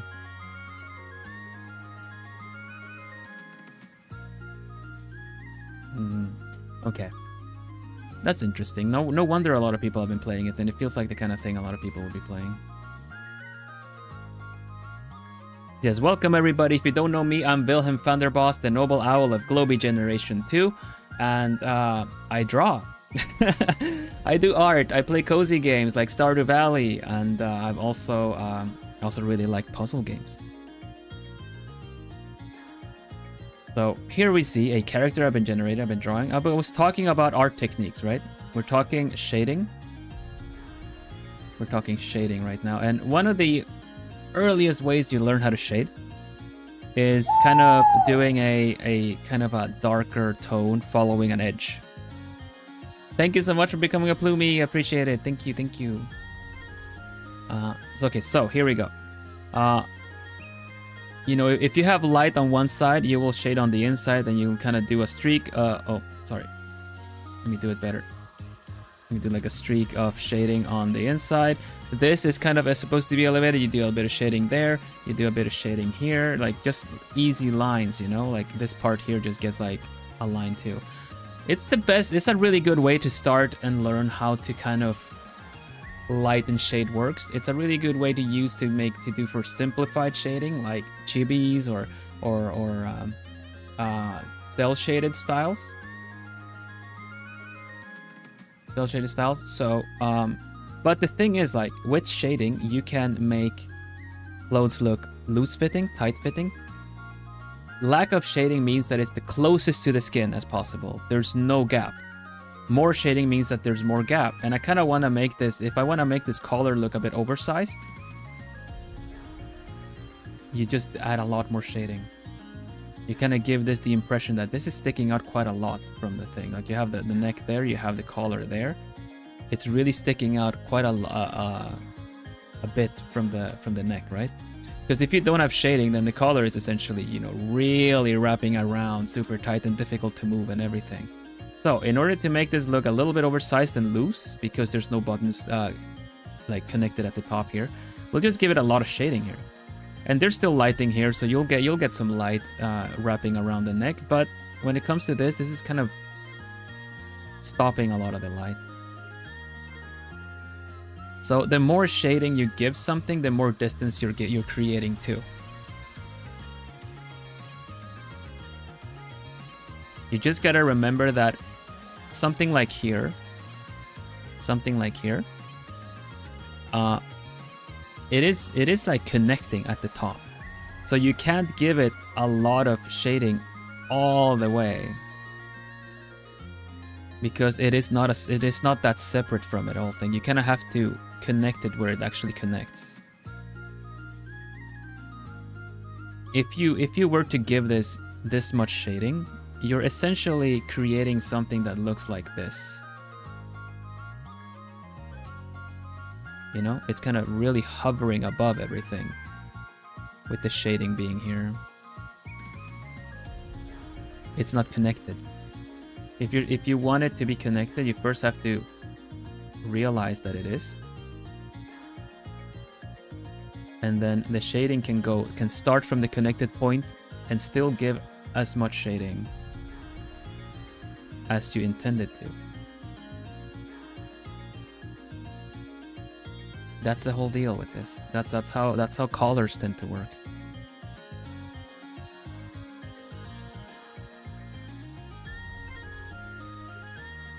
Right, so let's get back to the challenge. Thank you again so much, Junkin. Uncle Junkin, thank you so much. I still know I owe you a keg. I owe you a keg. Okay, I'll actually give you a proper keg, but here you go. It's the keg. For now, standing.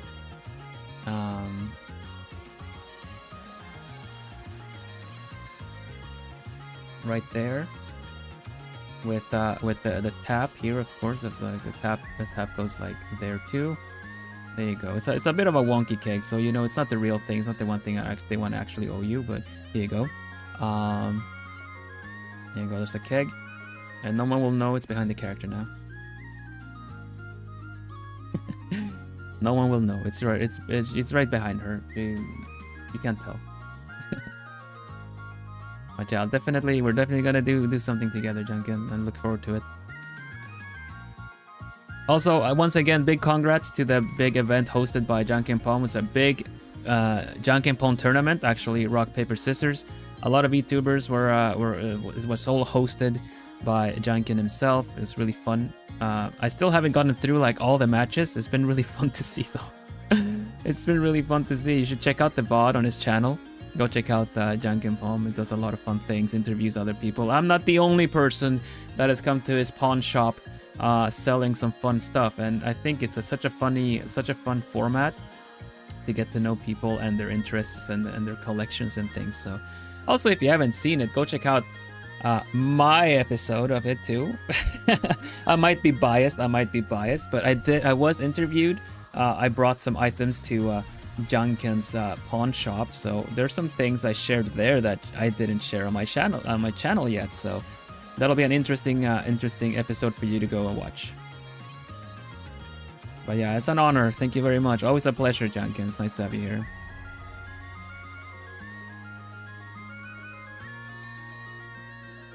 We're gonna lock back into the picture.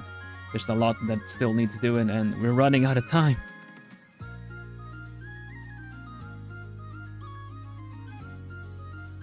Right, so we were saying more shading to kind of create distance.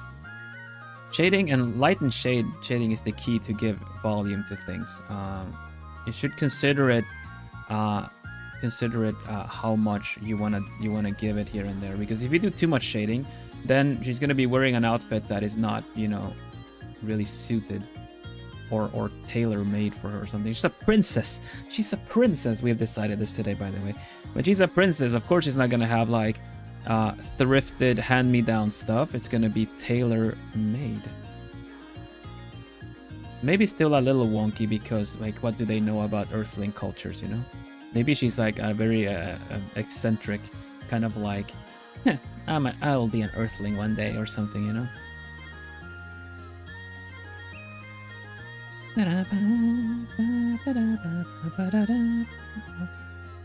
And that, my dear friends, is my cozy art, but on a time limit. That's true. And I need to have my snack now. I have my snack.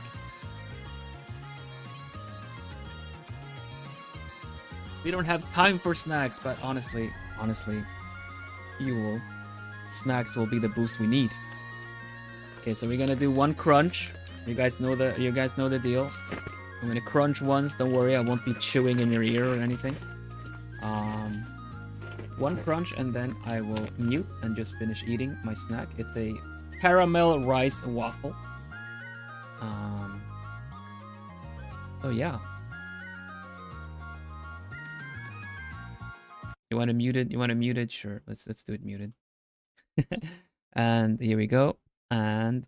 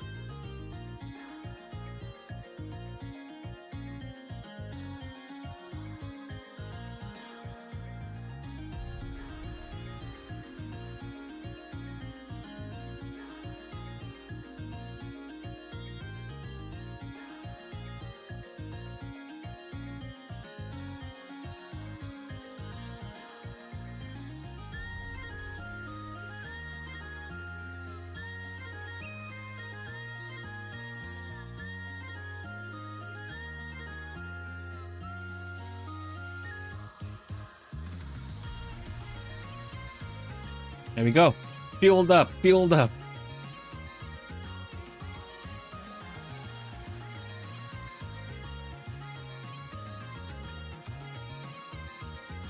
Solid 10 crunch. Nice, thank you.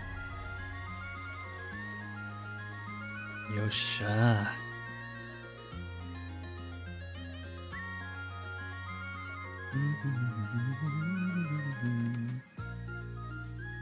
All right. Lighting.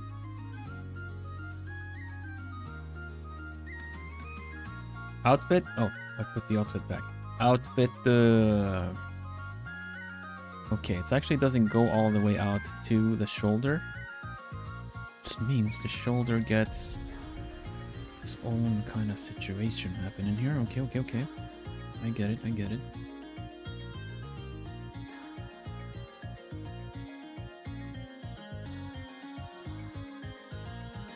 Give it some shape, give it some light.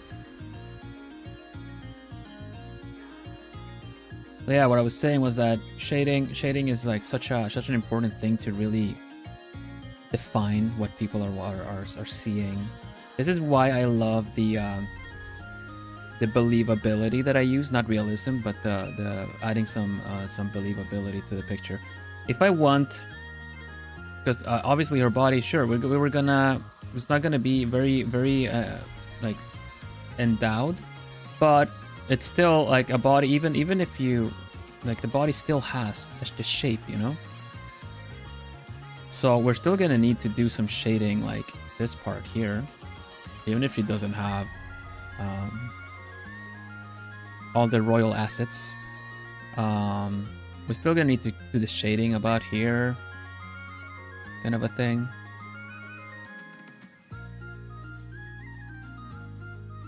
So gotta remember that body is not flat. Like, it's not like a, you might joke about it. I've seen a lot of, like, the VTuber space has a lot of jokes about it being flat as a board, but there's a lot of curves happening everywhere, guys and girls.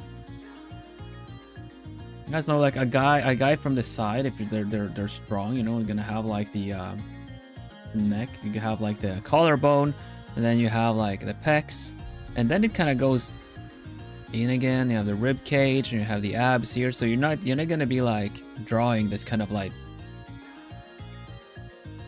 kind of Minecraft thing, you know. That actually has parts to it all. Same with the back. The back also has this this is kind of a weird shape now because it's supposed to be higher up. But you have like the back with the shoulder blades, and then it kind of goes in, and then you have the butt. This is a really weird body. Don't use this as a reference, but just gonna think of the shapes everywhere, you know. The rib cage makes everything stick up. There's like lack of rib cage. There's just a lot of organs and muscle and tissue goes in again because it's not really being forced to be out a lot. Unsuspected curves, yeah. Always impressed by the artists that managed to get all these like little I don't say like how the skin wraps around things.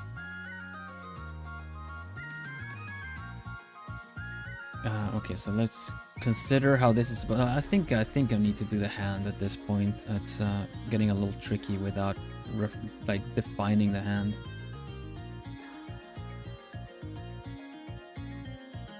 Finger should be there. Other finger here. Finger there. And this finger sticks out a little bit, because that's the one holding it with the thumb, you know?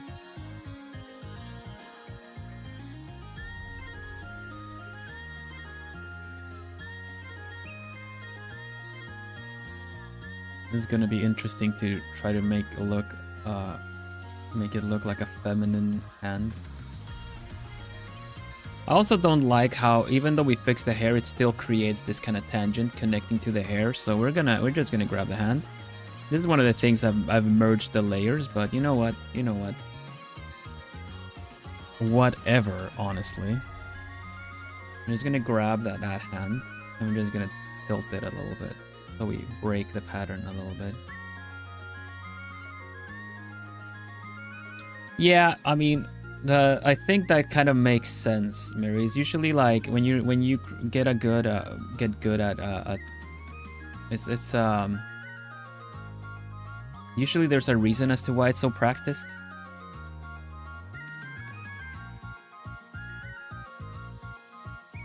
Not all of them though.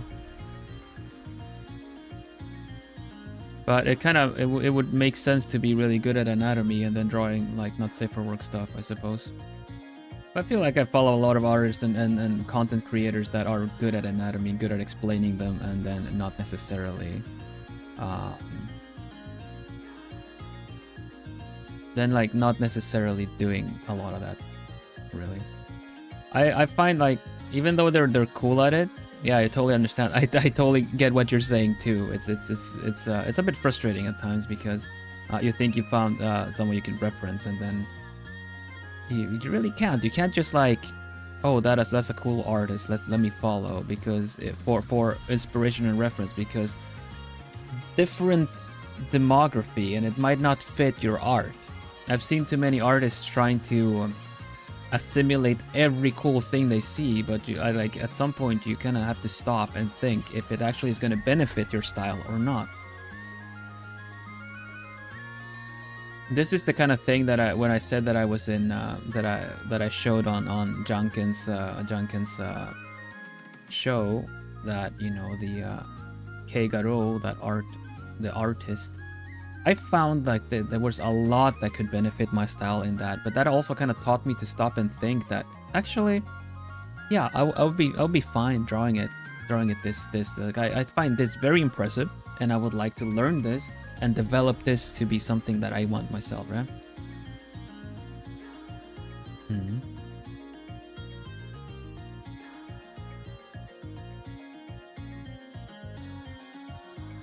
So yeah, the best thing you can do for your art is being deliberate with it. And that's a very big statement. No, one of the better things you can do for art, not the best thing. Come on, one of the better things you can do for your art is being deliberate with everything that you're doing, and that also includes learning as to why you would do a certain something. Why would you do shading on that one specific place? Why would you do it like this? Because you can tell, like if you're a trained artist, you can tell when someone is just doing it out of habit because it looked cool one time and now I'm gonna do that forever ever again, or if you're actually stopping and thinking as to why light is cast in a certain way.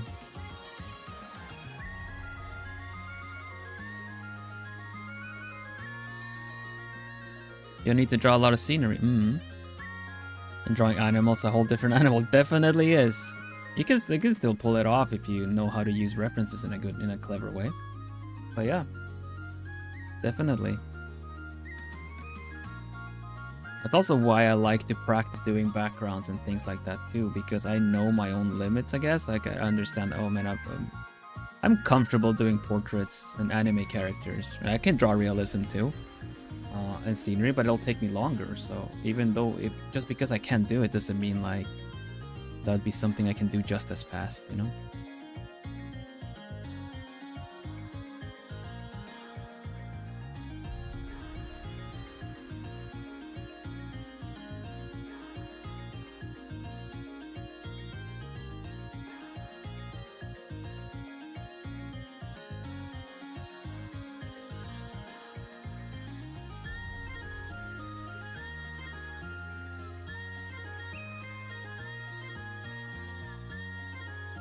We're actually going to need to pull the arm inwards again more, because the hand, making it smaller, is also moving it more that way. So we're going to have to, again, be deliberate about this and change the arm so it goes in here. And that means this is going to cast a little bit more shadow too.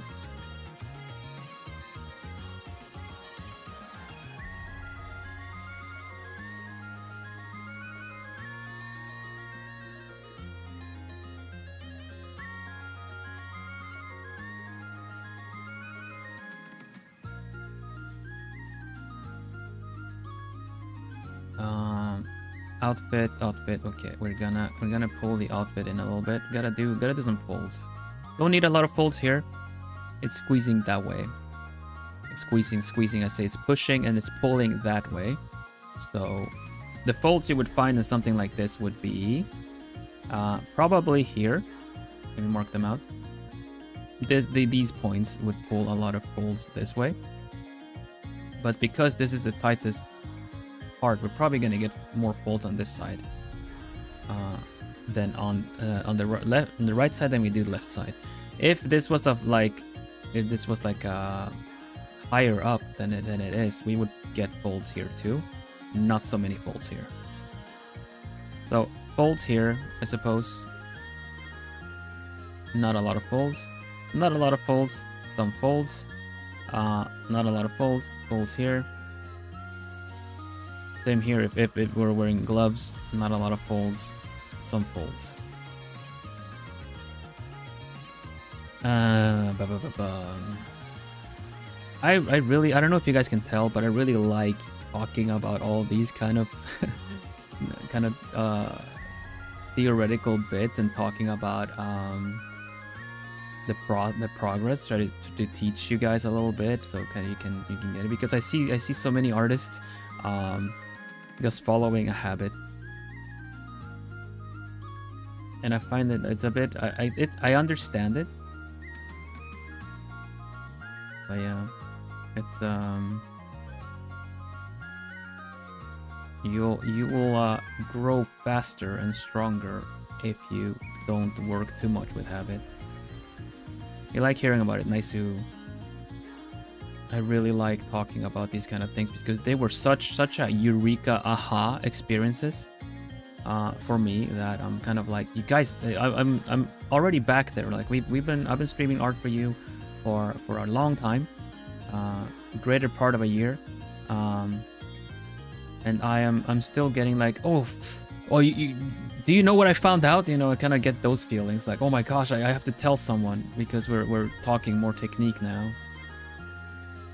Gonna make your arms a little thinner, a little smaller. This is the tailoring the suit to fit this kind of character, yeah.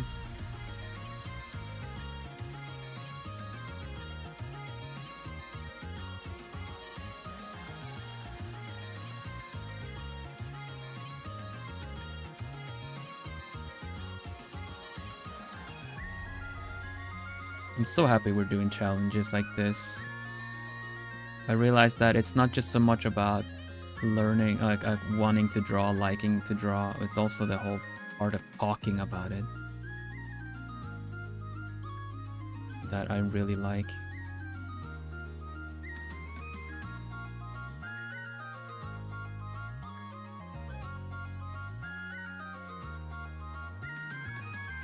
What else we got here? Belt. Just a belt buckle. Okay, fine. We can do a belt buckle somewhat easily. There you go.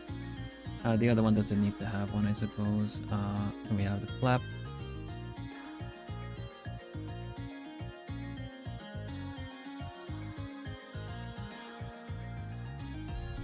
Art theory to me is the thing that has given me the most.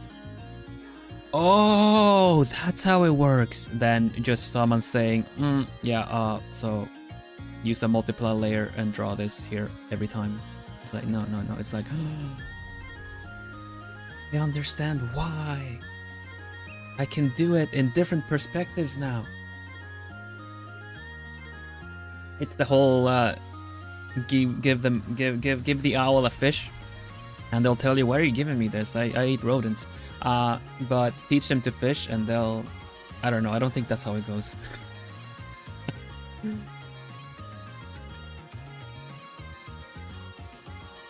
But yeah.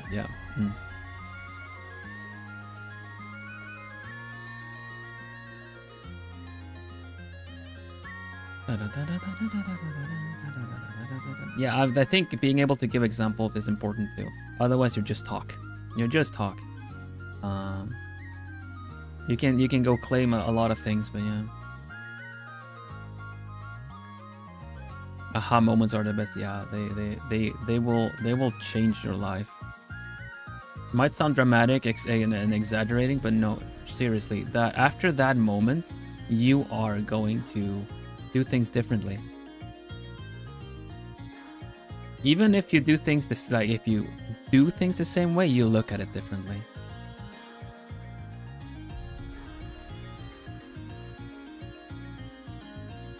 I live for aha moments.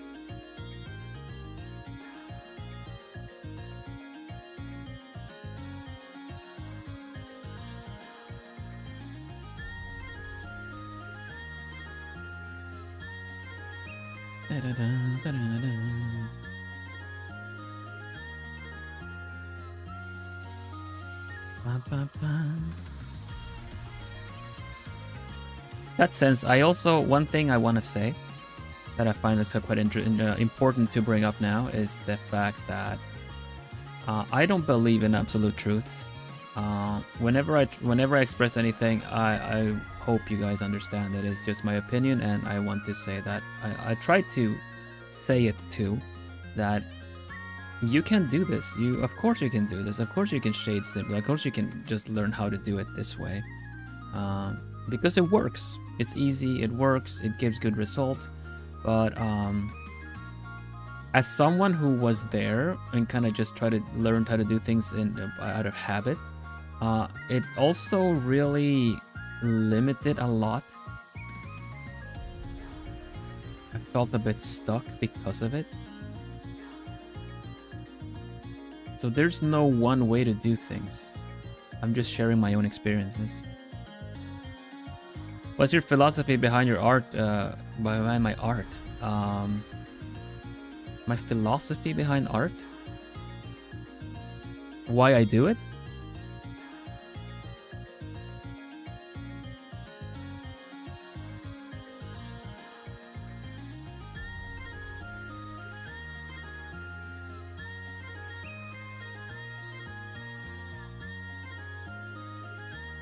I need the clarification. Sorry, Alphon, and hello also, by the way.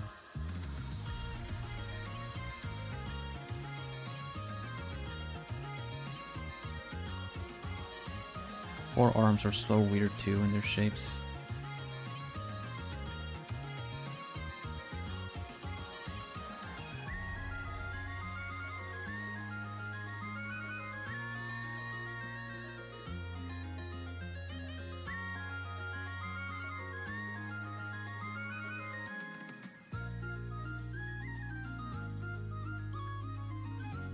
Sorry, I still need the clarification for the question. What you mean about the philosophy of my art?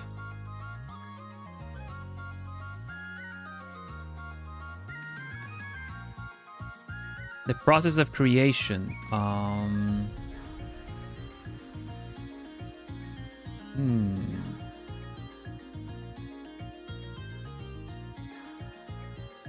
I suppose I'm in pursuit of the mental image, and even though I know it's a lifelong pursuit, I like learning and practicing and trying things, so that it narrows down the distance and difference of what I see in my head and what I put down on paper or the canvas.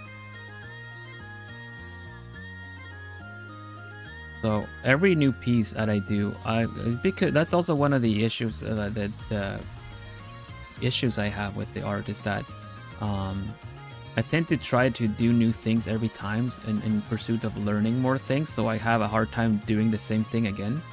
I can, you know, you saw the chibis. We can do series, but I find it very difficult to really keep doing the same thing a lot because of this.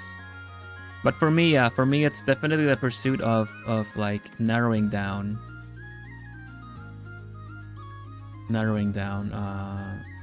the differences of what I see in my head and what I put down.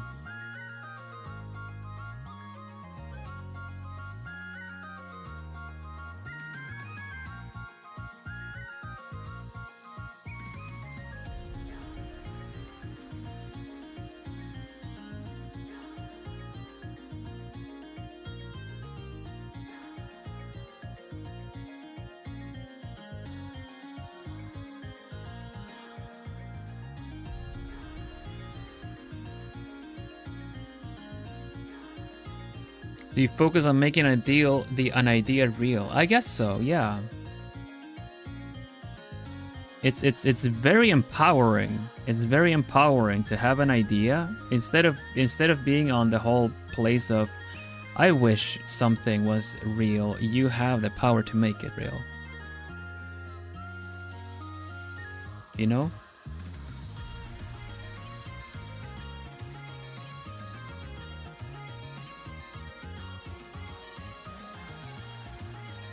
You can create it.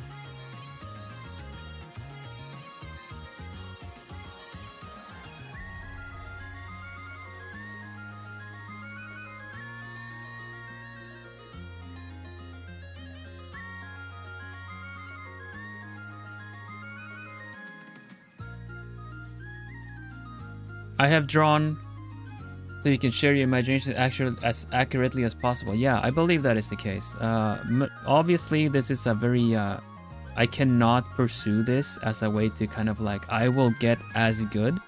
I will get as good so that I can show exactly... I will become a printer of my ideas, because that's not how it works. Like it's a kind of like let's write a story about the dream I had. No, it has to go through a kind of writer's process to even make that work. Because you guys know, like, I don't know if you've tried to keep a dream journal. I'm sure you're not surprised I've tried. I just feel like, yeah, that's something I would do.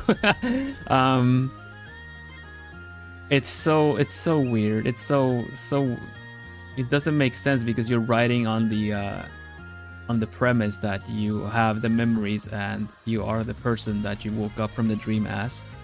So when you read it as your actual real life self, you're kind of like, what is this?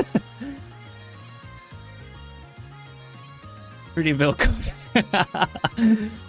Yeah, I've realized the things that are pretty well coded. But yeah. So the same thing goes for art. Like if you were to somehow connect a printer, an image or something to your brain, it's just not gonna make sense, because an idea is so many things. In your head, if you focus it well enough, if you even dream that idea, you can taste, you can touch, you can feel things. It's so real.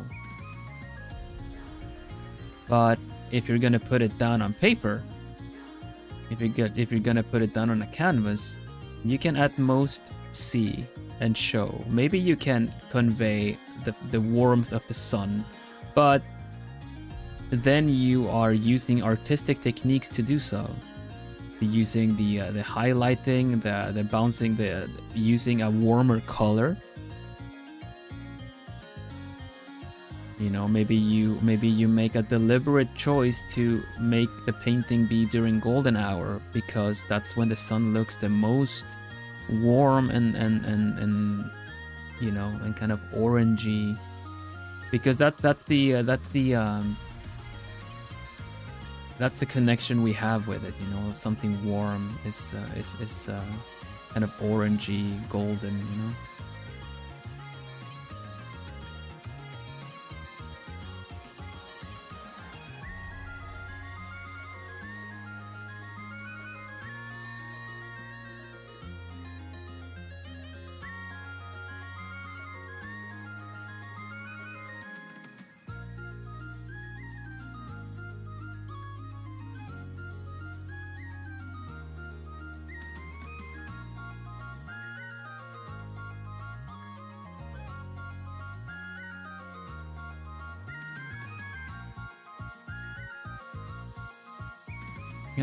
Yeah, pretty cool question. Not gonna lie, kind of got me a bit. I got a bit philosophical about thinking about it too. That's cool.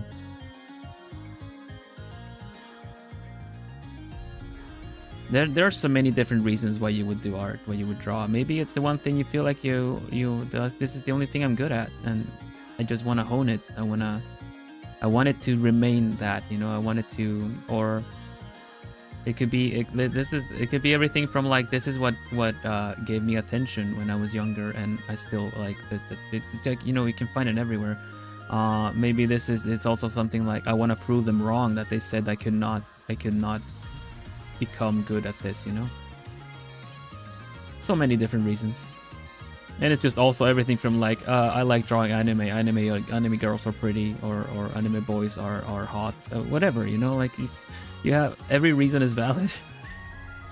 Because ultimately you are creating, you are making art, the art that you wanted. You're doing it for the reason that you set out to.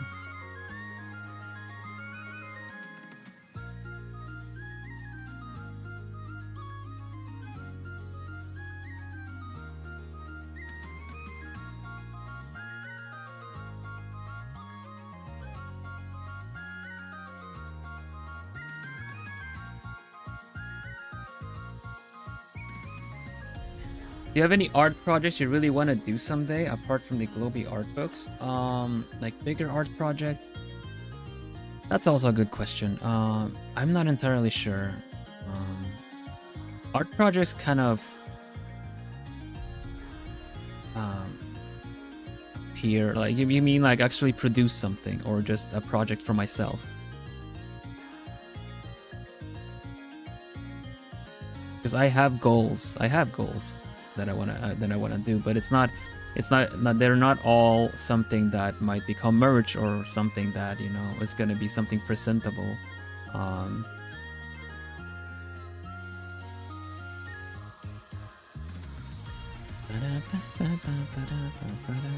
gonna show you a little something before we go back to the question.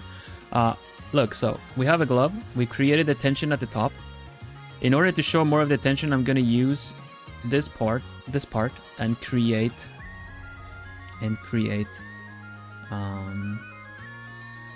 folds where she's pulling. So she's pulling like here.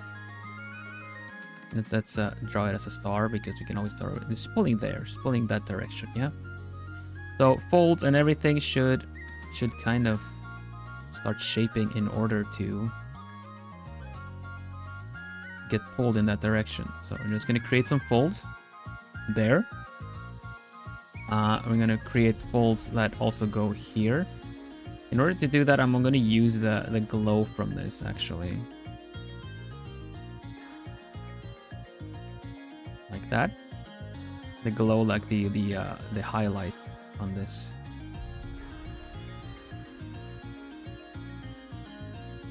It creates that it's being pulled that direction. See?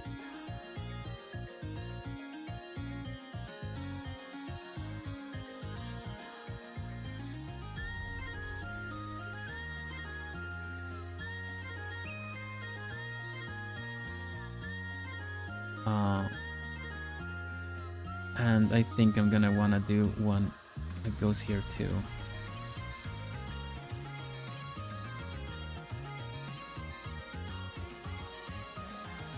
There you go. Do you see how much the fabric is pulling now?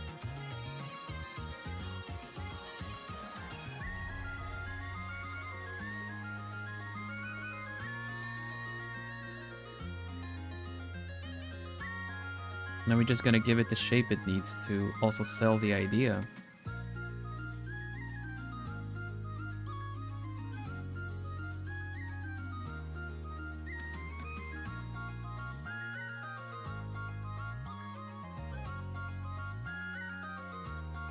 It looks like leather now.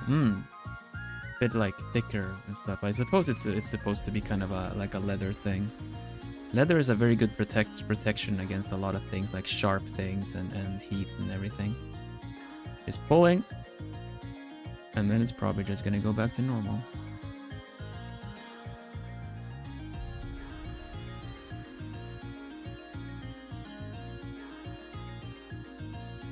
Okay, let's consider like if I have a project I want to do apart from the globie art book. That's a really good question. I kind of feel like the globie art book is going to take a lot of me.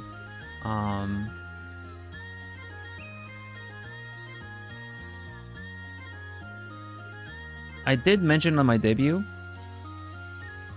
I would love an original video animation of sorts. So I guess in sense I would like to. I don't really know exactly all the parts of that. I wouldn't not for animation per se, but the concept art of it all, you know.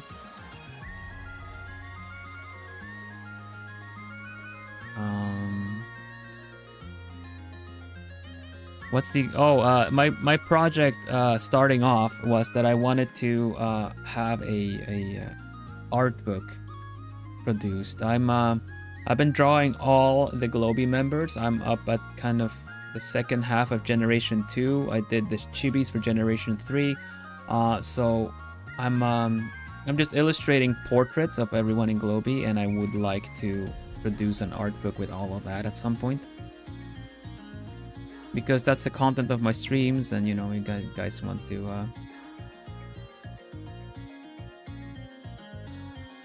and have that part of it all. So that's the current project that I'm doing on stream. When it comes to, I'm not really sure. I haven't considered it, funny enough. When it comes to other art projects for myself, yeah, we have like I'll have them prepped. I'm going to show here. I'm not gonna end stream, don't worry. But you have like Taring Hu, drawn that portrait. You got Ambrose as well. So we got portraits of everybody so far that I had done. Mine was a little bit more elaborate. Maybe that'll be like a full spread or something in the middle. But yeah.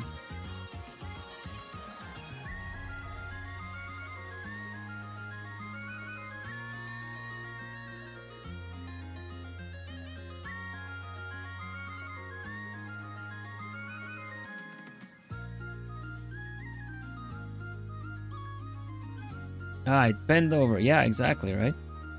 No, don't be sorry. This was already said.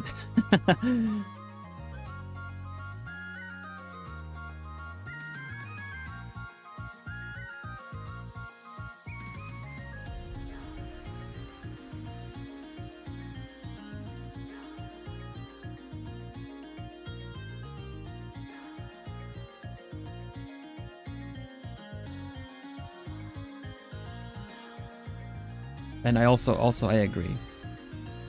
I know full well what I was doing when I gave her the pose. It was definitely gonna be a little bit like that.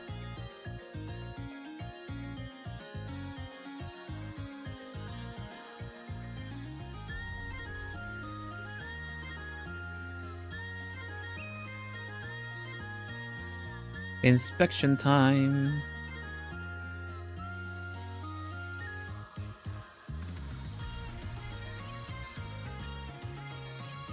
She could be scaring the living daylights out of a human, because she might be eccentric to want to know how humans work, but now she's a little bit too much like. Okay, let me find out how you guys work or something. So, oh.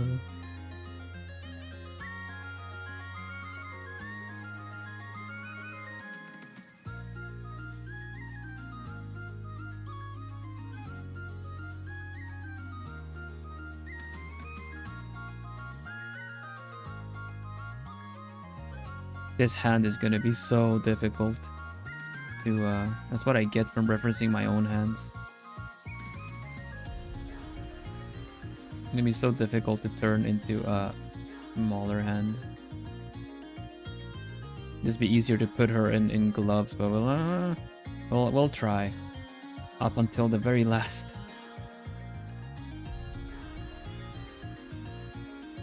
The human is gonna think they're gonna get probed. But it's gonna be something completely different instead.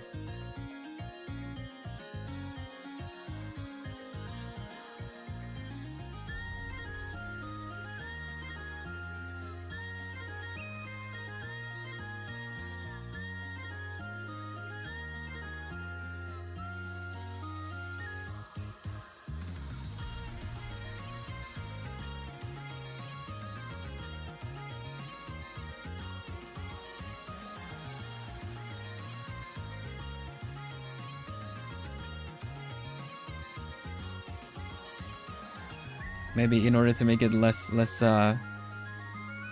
can put like a photograph or something. You do something there. She wonders about the belly button. What happens if you press it? Yeah. You don't squeak.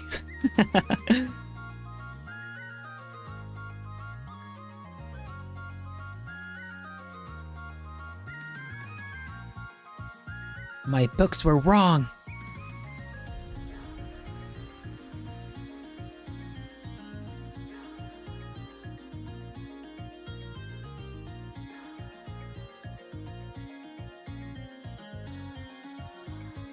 Father, you lied to me. The human toys you gave me when I was young, they are completely wrong. Oh, but sugar honey. Oh, no, not sugar honey. What do you say? Like, but. Oh, what's wrong, my little daffodil, or something?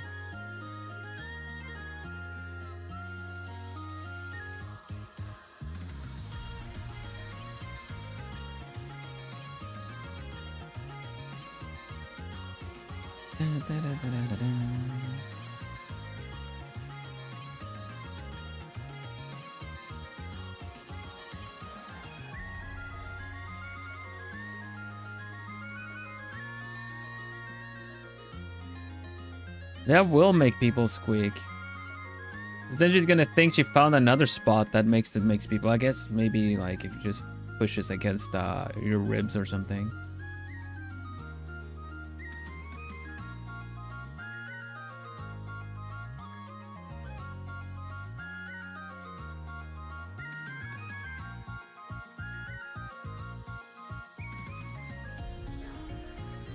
Okay, that hand looks pretty good. Don't fear the hands.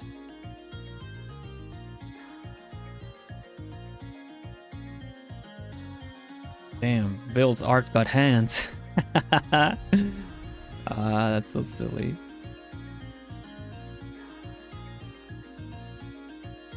I think this is kind of turned the wrong way, actually. It's supposed to be like this way. Yes, Sue! Heck yeah. The thumb in there. This probably needs to be a little bit more like this. Yep. Definitely the case.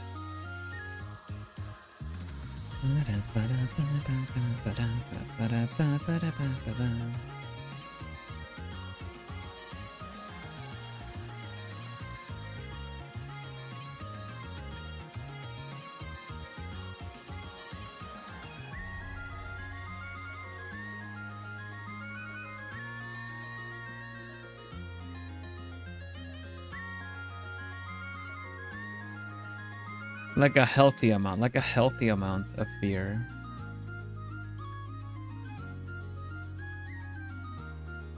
Yeah, honestly, hands are really tough. They're so tricky.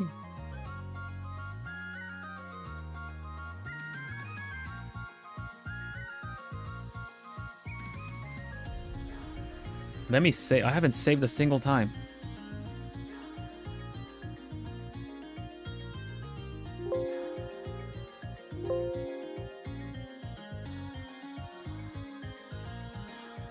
Samdoesarts. Siren challenge. Nah. Samdoes boss challenge. 2.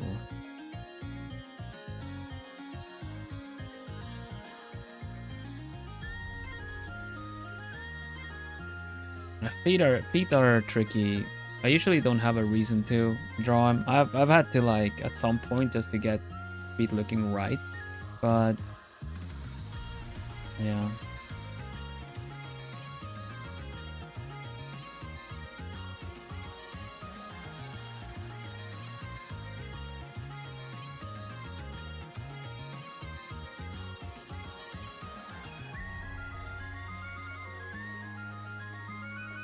I reckon so. I think that's a very heavily requested thing to draw.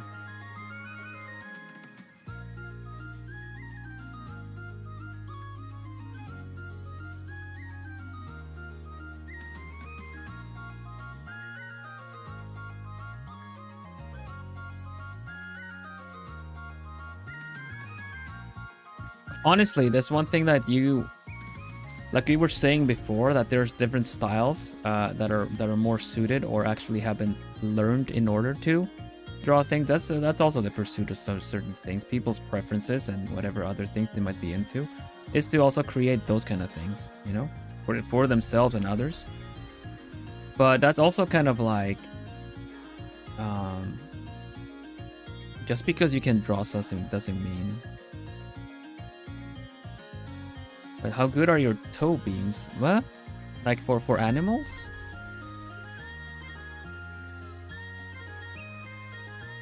What I was gonna say is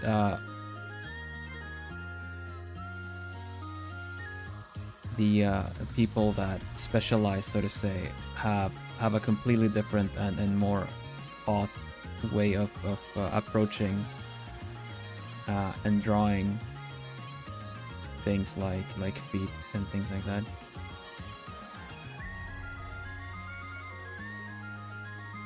I'm not super good at it. How good are they? I can probably make him look decent. I just don't have a reason to really learn it by heart or be fast with it.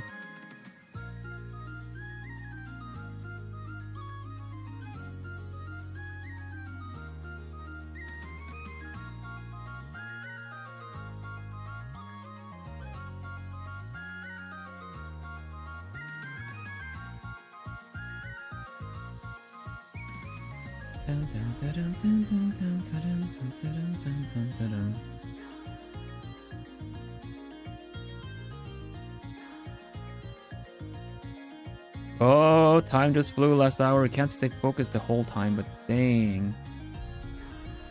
We're gonna add some color after.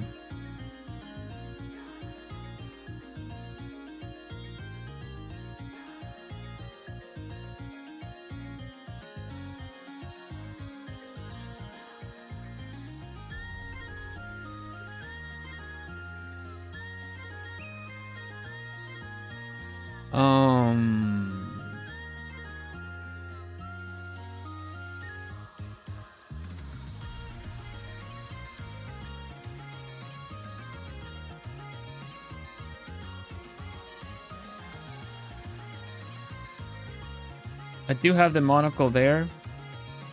I do need to get the crown in.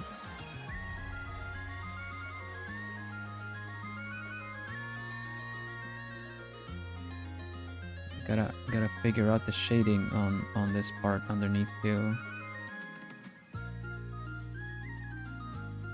Tricky.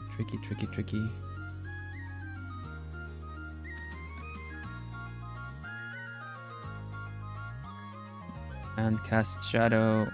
Sleeve cast shadow. Sleeve is up until there. It has a belt. And then it has some puff before it goes around the back again. Okay.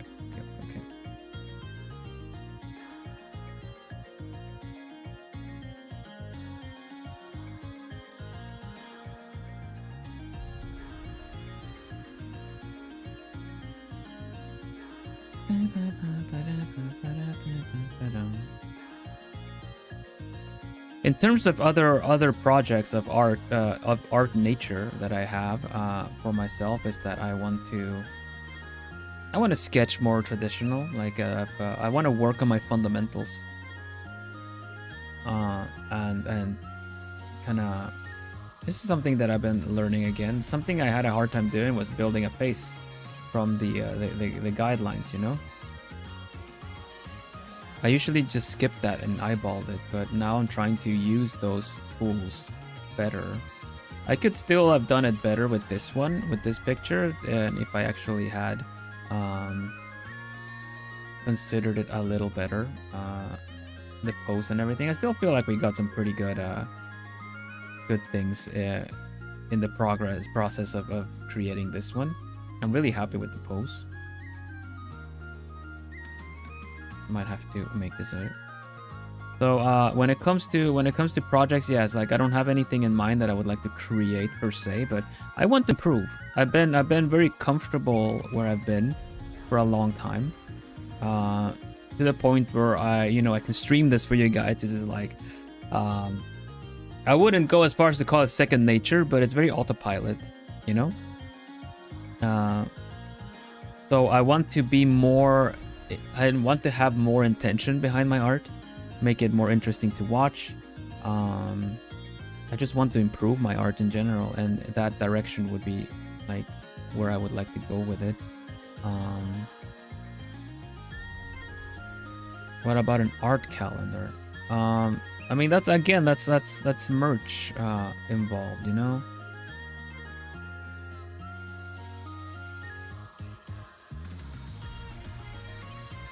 I feel like all of these projects they would be doable, but they would just be like,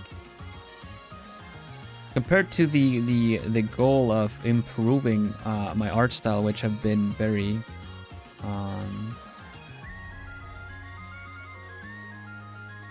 I guess not. Want to learn full bodies better and better dynamic poses. Yeah, the dynamic poses bit definitely. There's so many parts of art that I would like to get better at, you know. Because clearly, like, I think you guys can see it. I'm the most comfortable with like lighting and shading. That's kind of where I put all my skill points into, you know?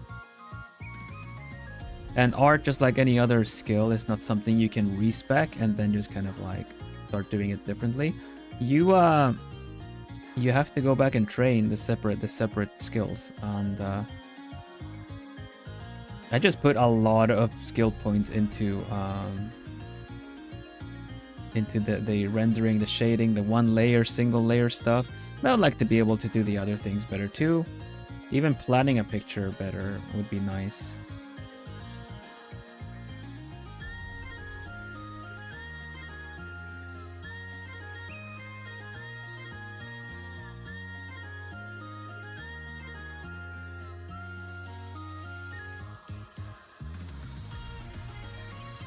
I'd like to do what some other great artists have done too.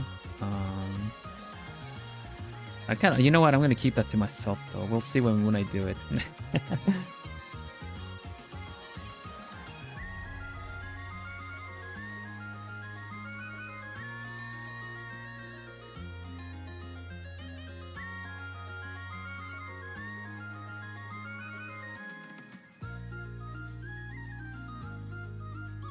We're gonna add the skin pretty soonish. The colors, everything. Yeah. I'm gonna let me just leave it at the walls have ears. So once I do have some things I want to do art wise. So we'll talk about it later. Don't worry, of course you're gonna be part of it. I'm gonna take you all along. We're gonna if I'm setting out to improve, I'm gonna give you the opportunity to improve alongside me by sharing the things that I've learned, and giving you examples, and maybe even doing some exercises and practice on stream as well.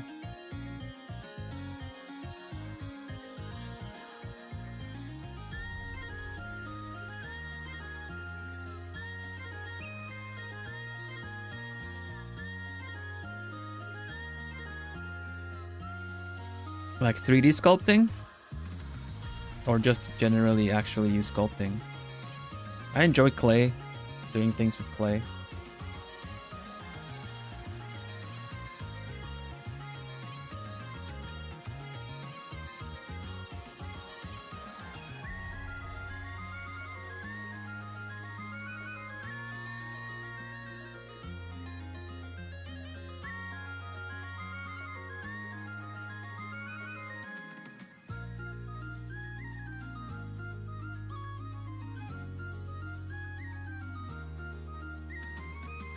But yeah, generally,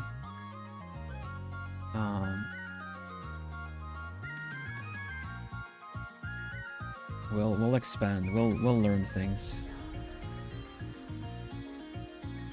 I have my experience in not so much character design, just actually character portraits, prop design, and you know, other kinds of related concept design works. So I've but yeah, I want to get faster and more sturdy, and even though I trust the process, even though I trust the process, I want to not rely so much on having to fix it afterwards, you know, like, oh, I can fix this later. I'd just rather be able to do it from the get-go.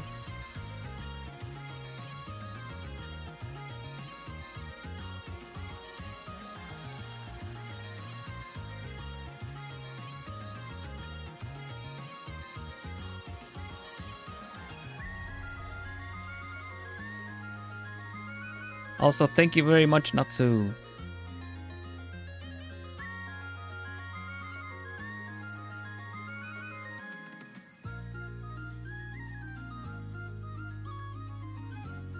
First time, right? Which part, sorry?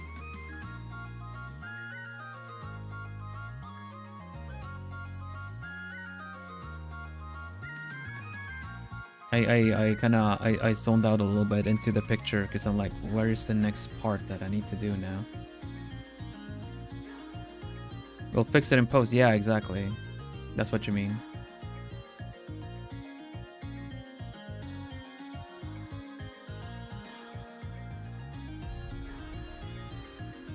Oh, have it at the first time. Yeah, but that also kind of means like you spend more time in the planning and preparing part rather than the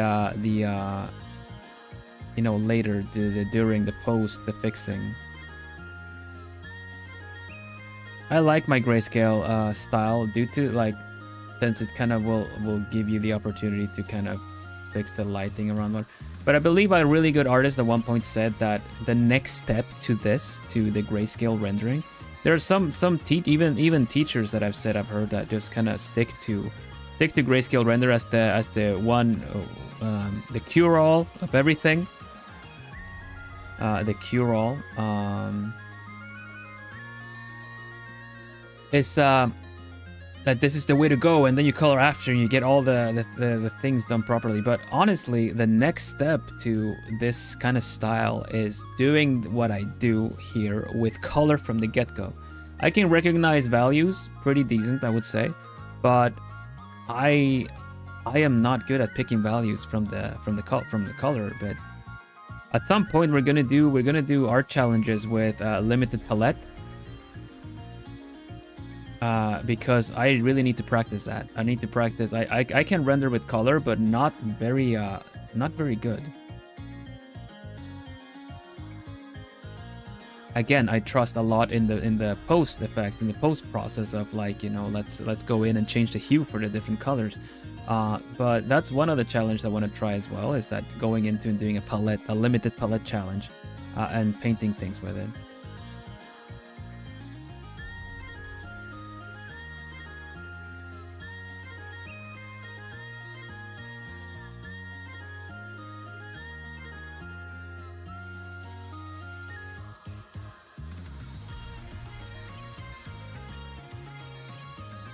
Anyway, let's put some color on this.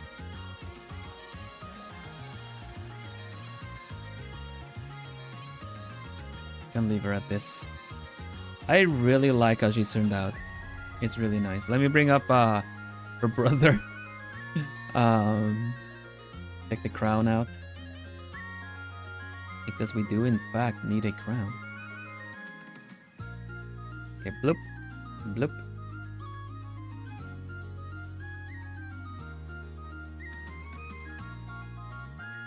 Almost like a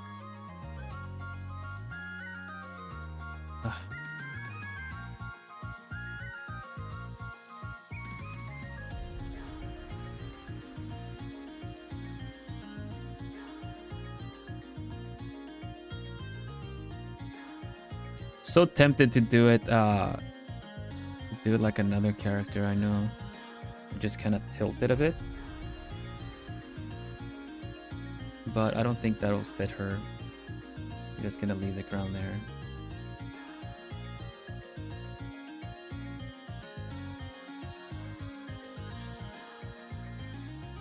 You can probably have some decorations on her, like here, you know, and like maybe here. No, that's maybe earrings. I got the ears covered with the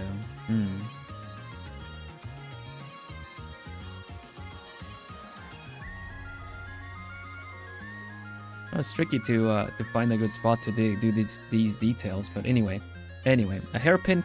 Yeah, I feel like a hairpin could work. Thanks for the suggestion. Hello, Jason. Put like one that has a couple hanging down there, maybe.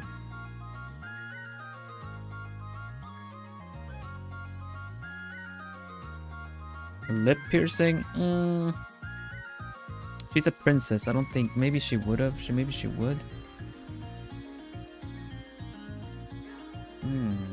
No, I don't think one with the actual diamond though. I do get what you mean though. You can definitely do something with you know, like do like a ring connected with something else too. The ring could be a good one too.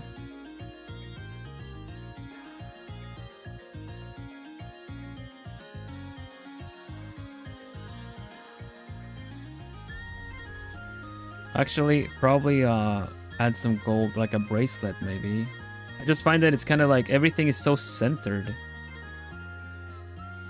Because she could have it like on her bracelet. I think I'd rather the bracelet over this one here.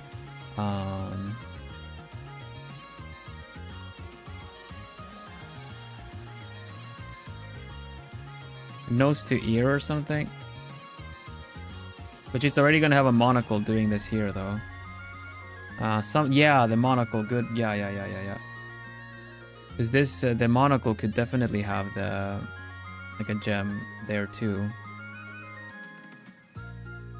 And the jacket is supposed to have the details like gold happening there too.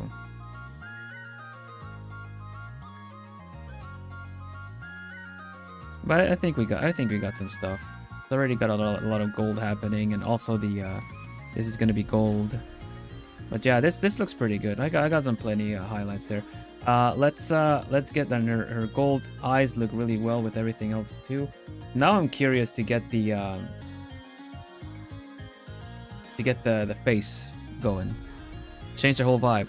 Love it. Yeah, it does, doesn't it? Like just that's how much accessories do. That's why I really like glasses as accessories. What? That's so good. Thank you, Sophie. We're gonna do some coloring. It's gonna look a little cursed. If you know how I do my coloring, it's gonna look a little cursed because I need a good like thick color to see where that everything is covered, because we're gonna add layer effects to this after. And because it is grayscale, it's gonna be already finished and shaded for us. Actually, before I do this, we're gonna give her a gradient map.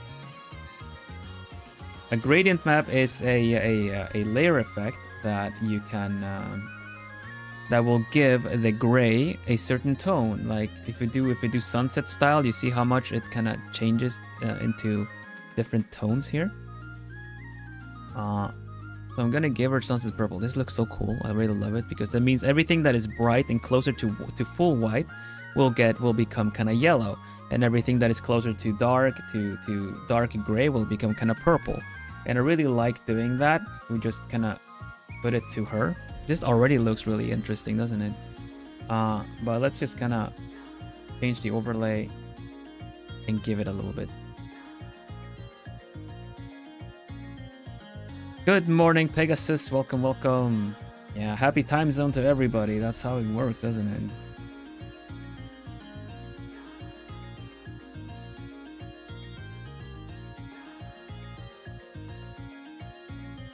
Sophie, we had someone in here that it was 4 o'clock for as well, but it was AM.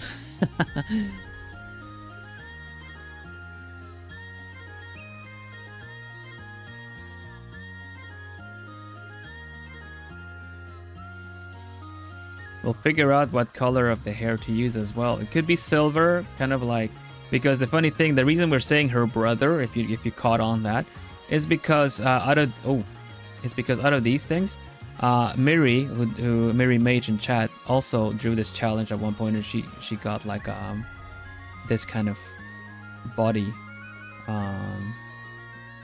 like skin color as well.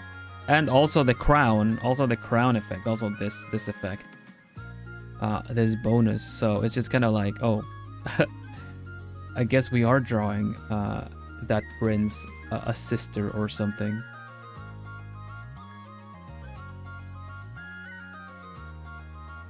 Anyway, I'm gonna mask in where the skin is supposed to be.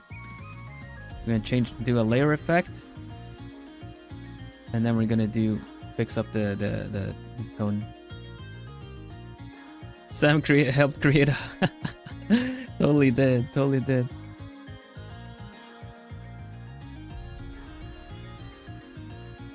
Yeah, it's been really fun doing these challenges. If anything, it really puts me on the spot to be like, okay, let's get things going, because we only have like 3 hours to do it, right? And of course, I could go on for the next stream and continue this in the next stream, but I think it's more interesting if we manage to render it to be presentable enough within 3 hours, right?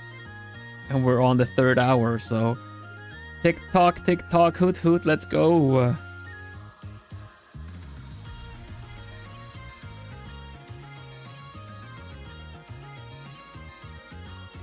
I want to thank everybody who's been around here for the process. It's been really fun. I find it really fun sharing this with you.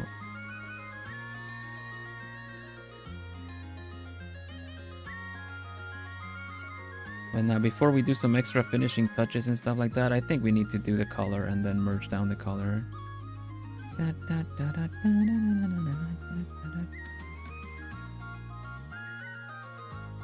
This is another part of the coloring process. So let's put another loop on.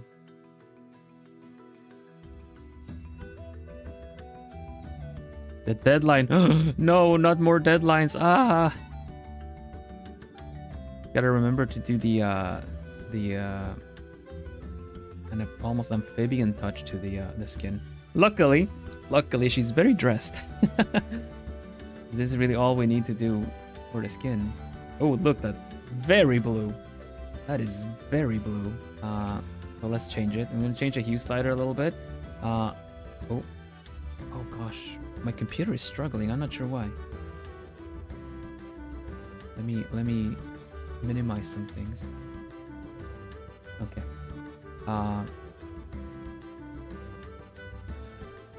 It needs to be, first of all, less saturated.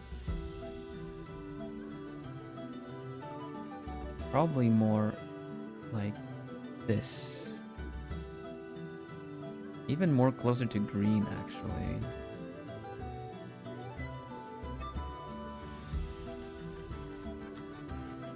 Like this, I guess. With some other tones in here too. Let's try that. A little darker, maybe.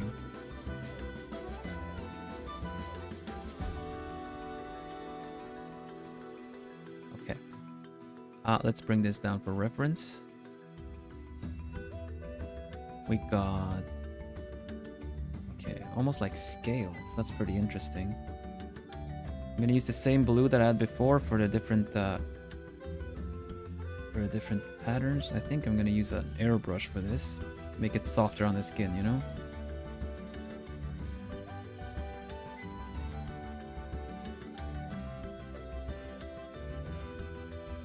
More alien, less Smurf.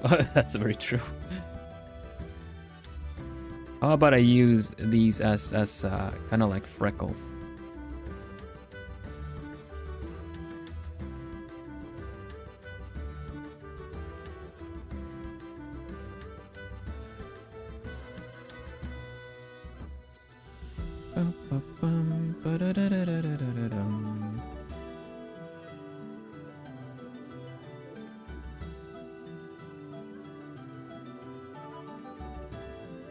Yeah, kind of around the eyes, for sure.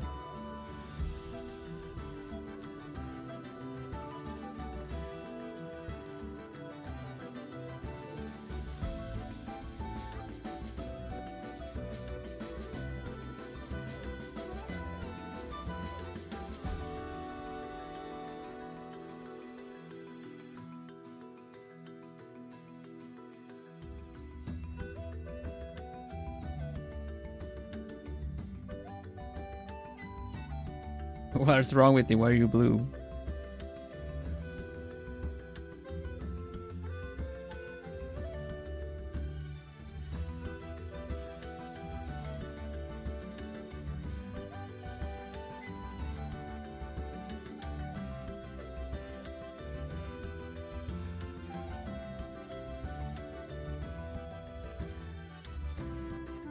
Okay, a little bit like down the face as well for the sake of the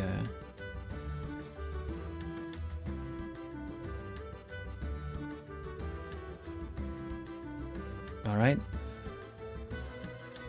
Maybe a little bit more prominent so it actually like is a part of her there. Neck, maybe a little bit on the neck too. And then we do the arms. The arms are pretty like noticeable one. But let's just go.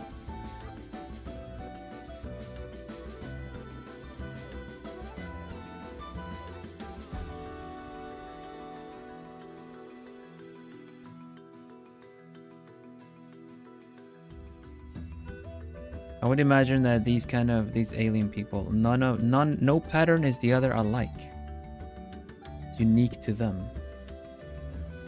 You know? That's something we already see in animals, I suppose.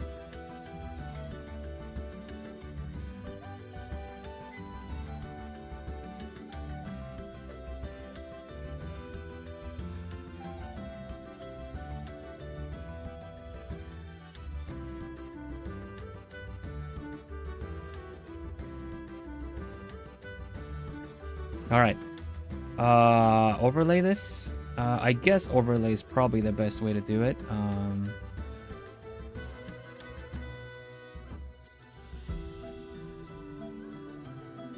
Their fingerprint. Yeah, exactly. Like they could probably take like it's just as much as an identification of the face if they're gonna show driver's license. They just kind of match up the spots, you know. So some people will get like fake spot as a tattoo to throw off the cops. Let's see. We already gave it a reason already. All right. We want them a bit darker. Can we make him darker? Oh yeah, there we go. There we go. This is what we want.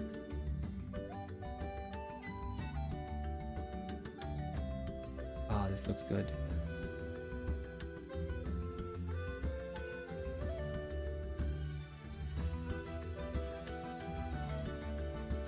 Something like this, I guess.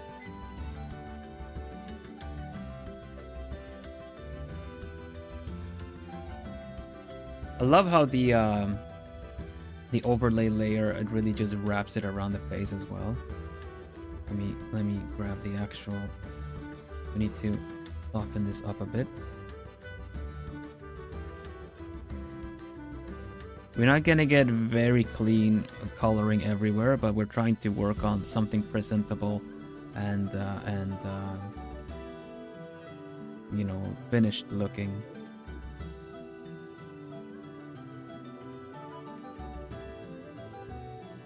I think I need to lock in a bit more. We're like at friggin' half hour left of the stream or something like that. So we're going orbit. All right, let's go. Sorry if I'm a bit distant from chat anymore. Like we're gonna fix this.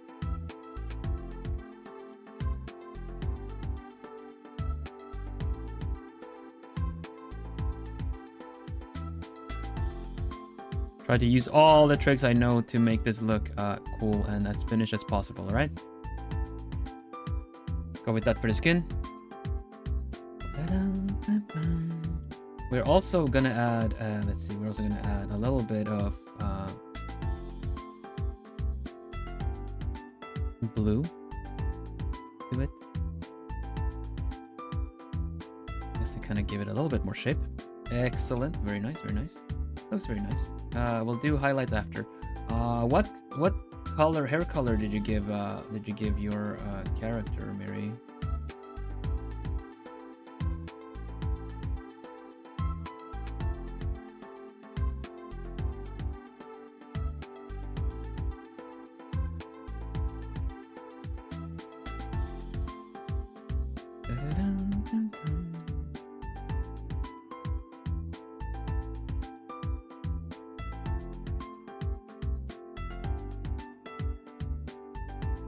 Yeah, locking in.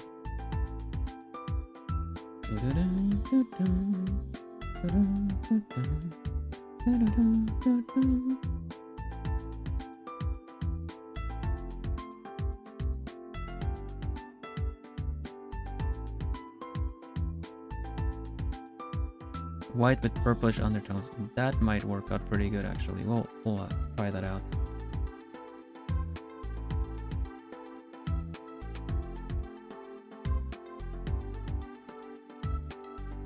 We'll see if this cream shirt color wants to work with us or not.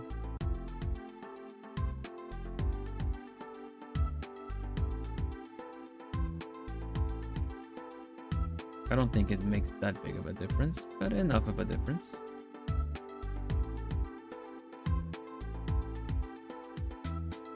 I think the biggest difference is going to be this one though.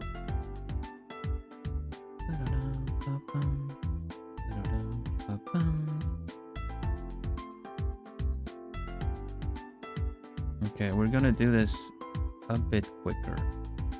No time to waste. Let's create the outlines. And create the outlines. We're gonna use the fill brush that essentially fills in inside of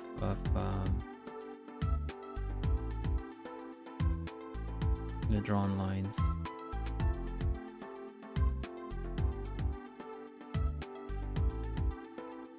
There we go. Fill brush. That's not the fill brush. There we go. There we go. Overlay this. Nice. I like that. I like that. A little bit less saturation, a little darker maybe.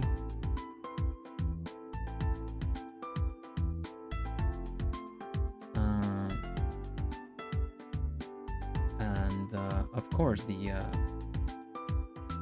tail. This is gonna be a bit tricky. Okay. Thank you so much, Latte. Thank you for hanging out. I appreciate it. See you again later. This is something I'm gonna do because I find it very important. Instead of doing something I've seen a lot of artists do, because it saves time, just kind of doing the lines straight up. I want to use this as a means to give things shape. Let's flip it and let's do what a line would do. You get me?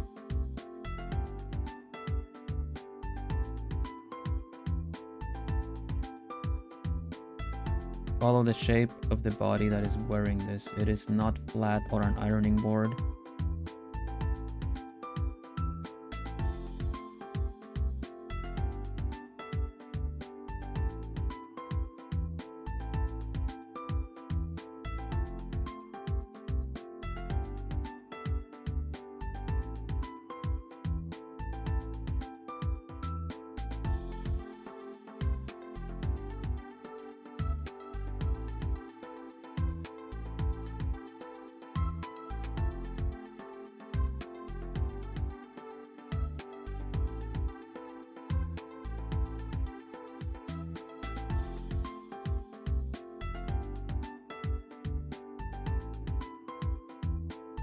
Liquify would do it pretty well too, actually.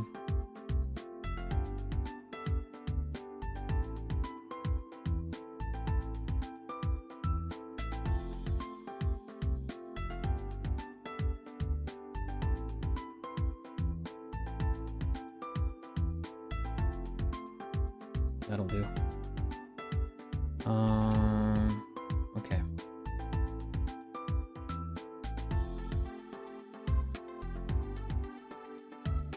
Probably multiply, honestly. Otherwise, soft light, maybe. Nah. Yeah, maybe if we change the actual.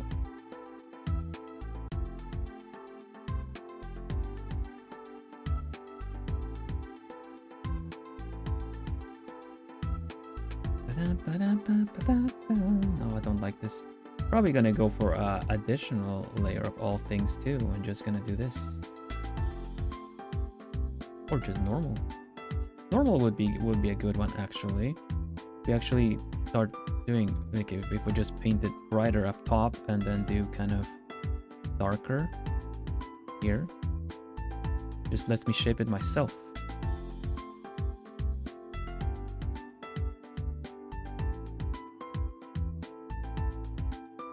Yeah.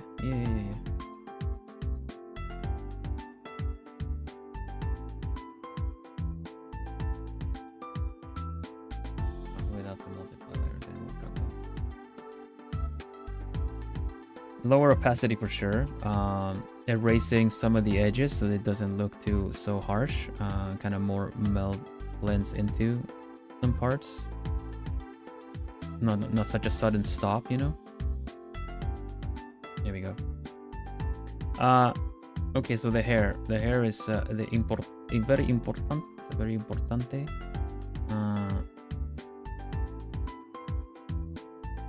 Obviously.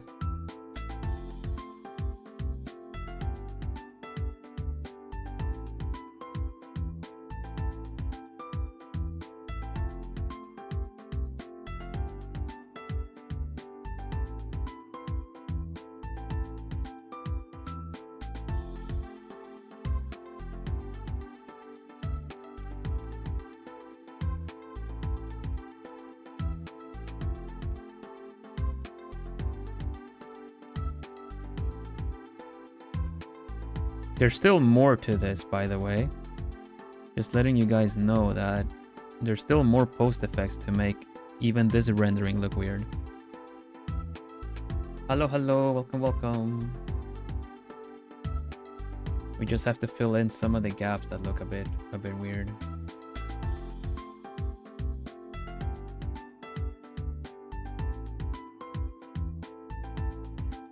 All right.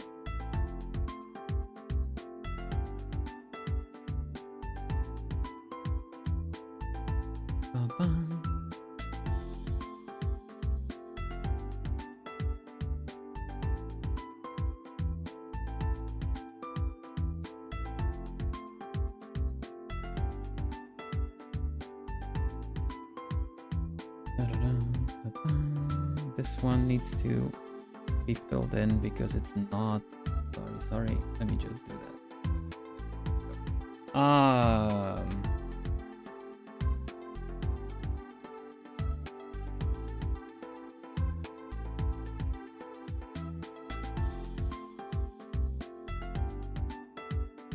That reminds me.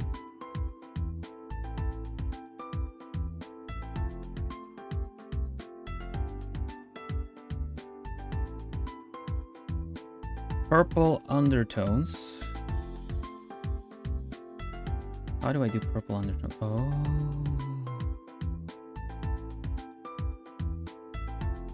Oh. Like this?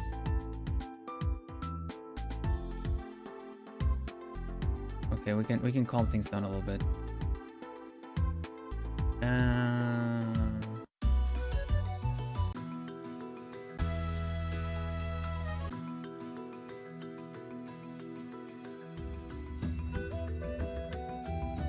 Like this, but then warmer purple, colder purple.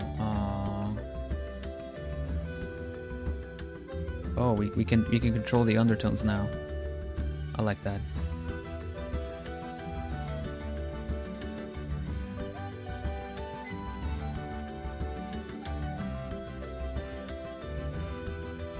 Like this. Very saturated, not very saturated.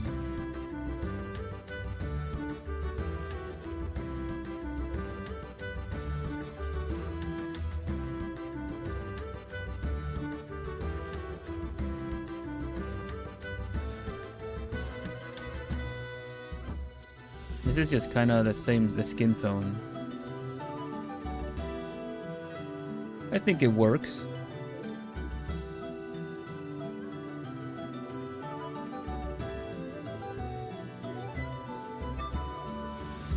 Yeah, I'm not sure.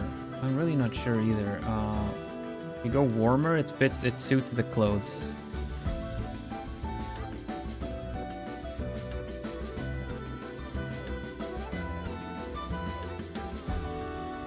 Honestly, let's make it a little darker. Let's make it a little darker because we're gonna use highlighting. Like we're gonna use like an extra layer of effect for this.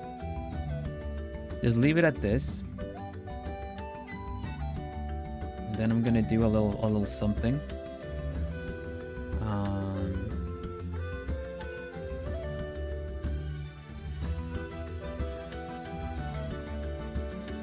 Just give me a mo. Trust me, trust me. Before we do the highlight thing, we do another layer of shading.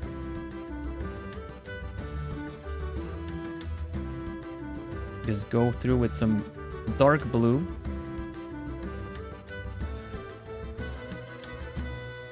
I got this, trust me, trust me.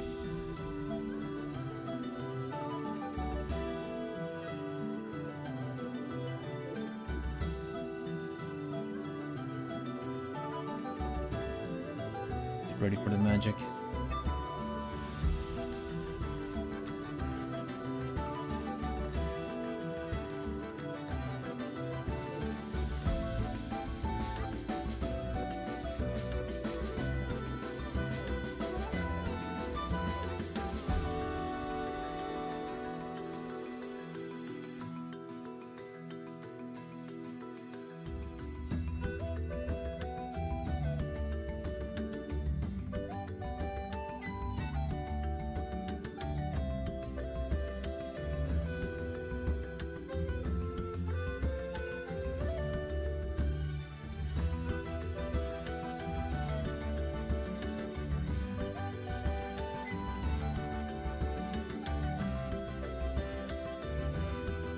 No spotlights, just airbrushes, like really soft lighting. Oh, we can even use this for folds. Ah, I just saw this. We can totally use this for folds too. Haha. Oh, I don't mind if I do.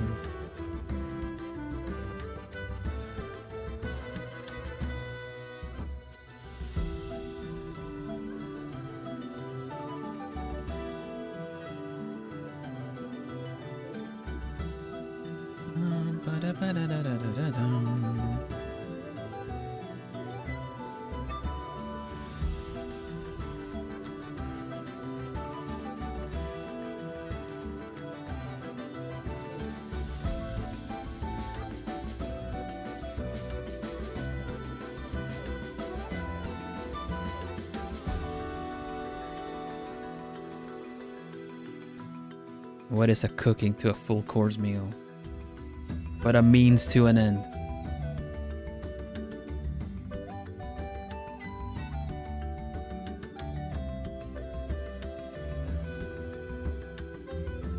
Don't observe the cooking, enjoy the meal.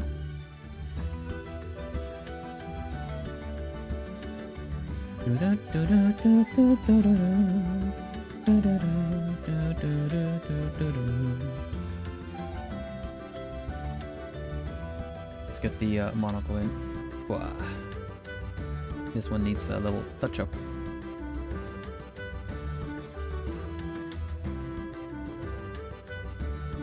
Yeah, using highlights at subtle folds.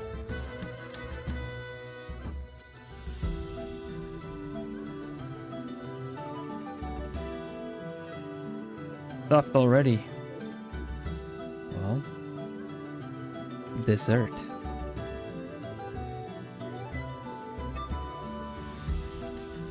Stick with me, you'll... No, hold on. No.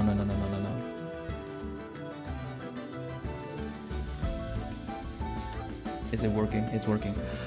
Stick with me, and you'll never go hungry again.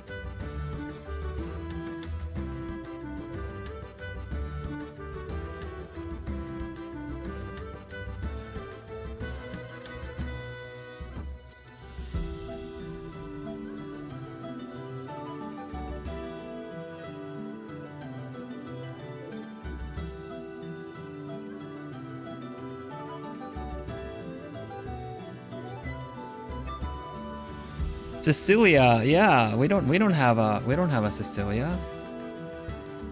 So maybe you guys do. But I don't mind. I like that name. It suits her very well.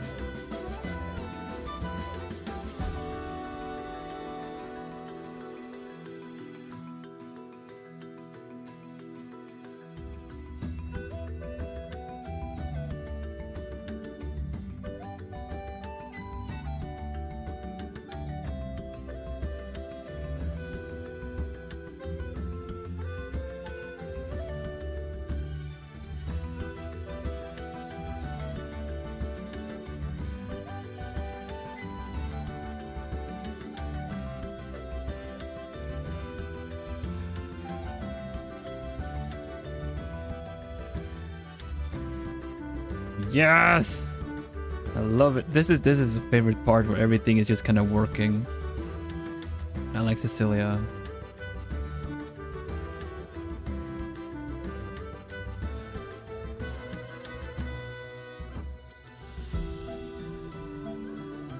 Thanks for the suggestion, Natsu. I'll take it.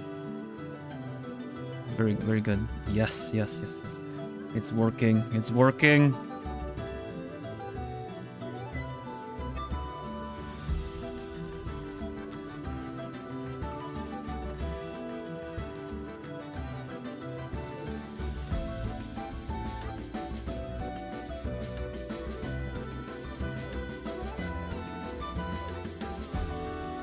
I'm working at a distance because close by this doesn't make a lot of sense, but from a distance you see all the subtle golden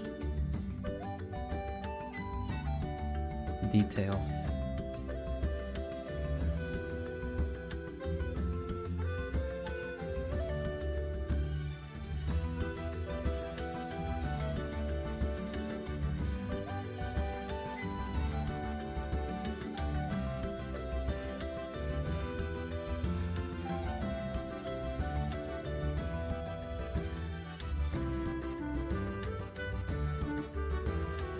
No, that doesn't work yet. Not yet. I think we just gonna need to give this these parts a little bit more of a golden touch, more like more like this. Yeah, just do maybe this one. Yeah, that's better.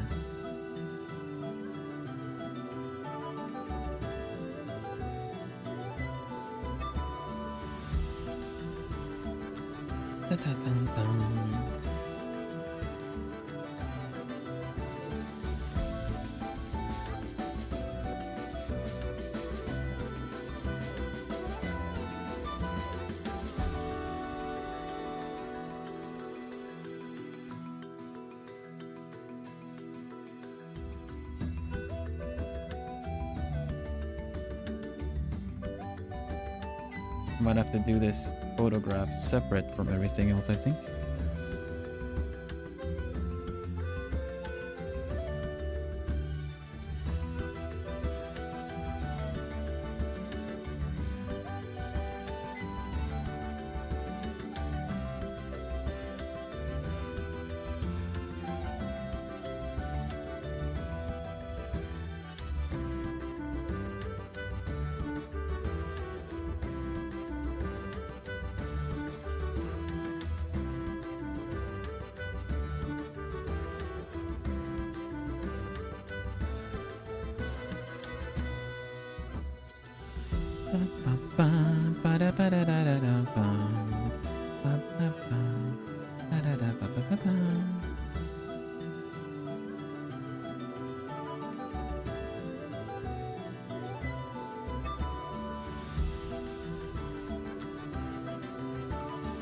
We should think of what to write on this little note.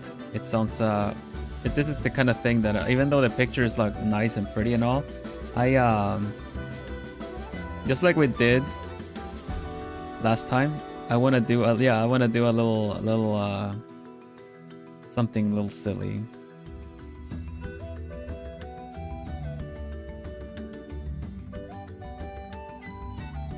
Blackmail of her brother.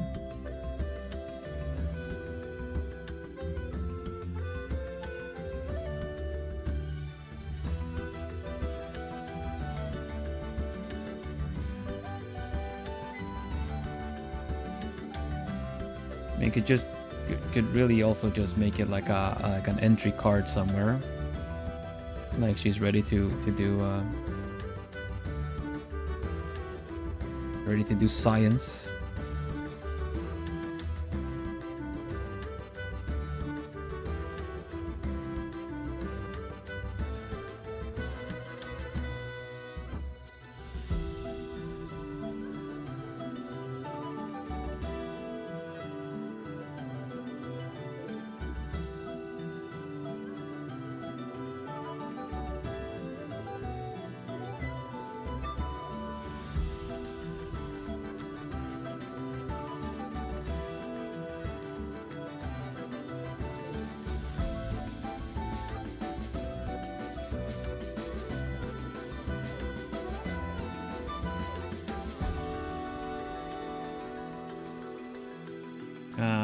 Entry level 5. Well,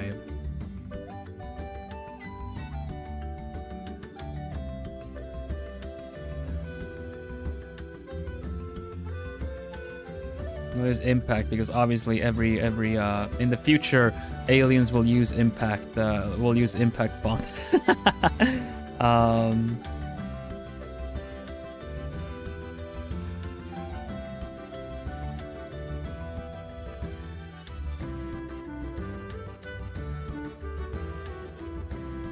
Or maybe we can do a little something more pixely, something more monkey-like.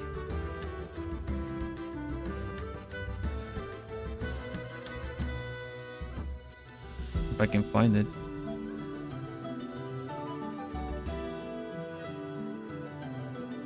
Why can't I find it?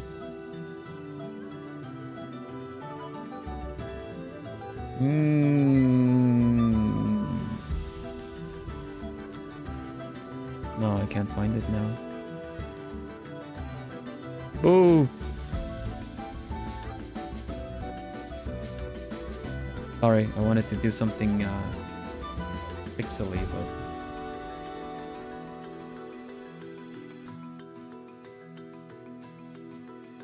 that's pretty good.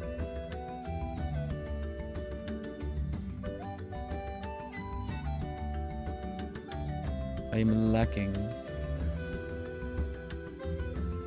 in the pixel fonts. Oh, there it is. One size. A certain secret of a certain island.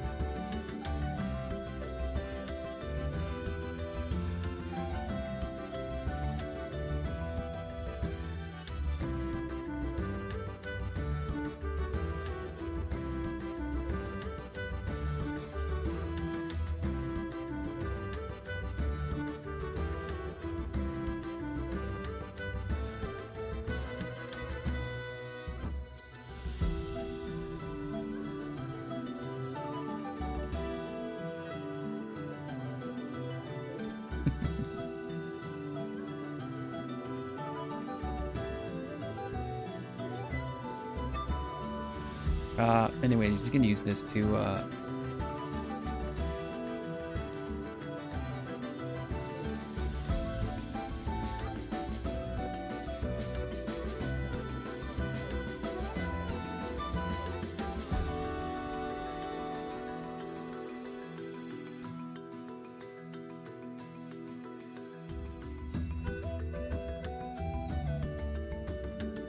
I can probably just use the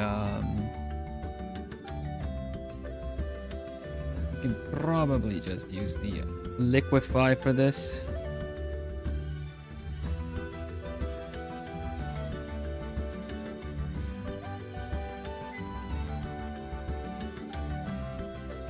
Hello, Ruby. Welcome. Yeah, she might have stolen someone's level 5 entry card. Those research laboratories are no place for a young lady. We'll see about that, Dad. No princess of, I don't know what the kingdom is. You'll be caught conducting experiments.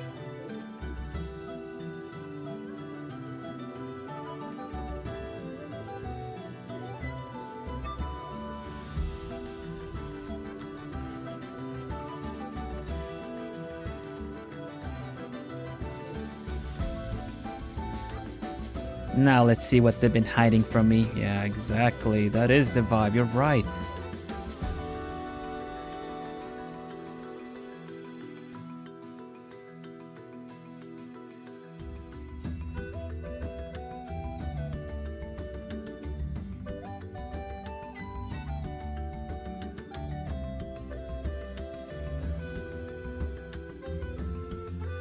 Let's fix the crown.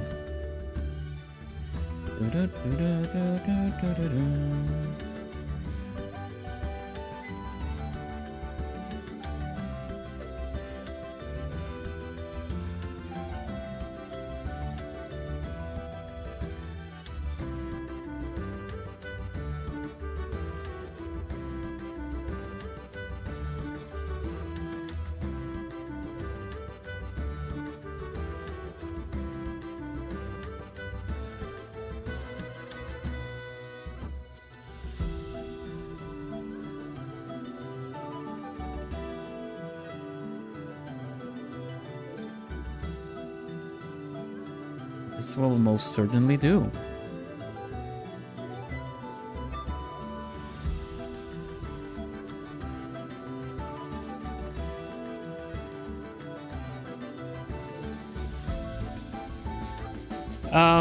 All right. What do we do with this? It still needs some shading, even though it's this kind of weird, alien-like object. I still feel like I would kind of want to give it a little bit of round shading, like it's going around, like, you know, cast shadow. But I'm sorry for the jump scare. It also has a lot of shine to it because it's a special thing. There you go.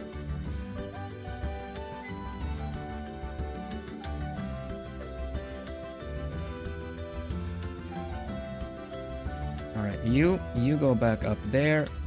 You background. I need to have a talk with you because we need to put her in a kind of dark situation with some strange golden light happening. Walking down a hallway or something. I don't know. Make the hallway kind of brighter, I guess.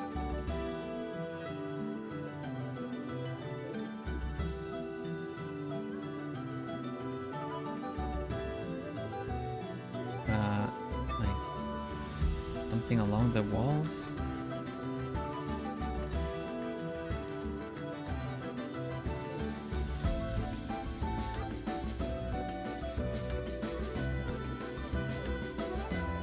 Along the walls, something like this. Oopsie. And of course the light. Oh no, an indoor warm bright lab lights.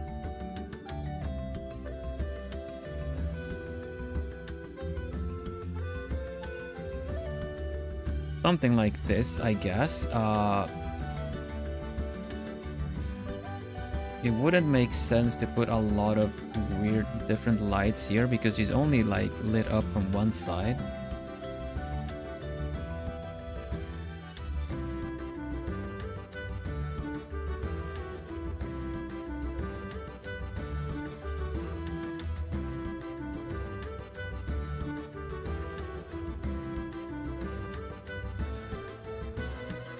No, that doesn't make sense.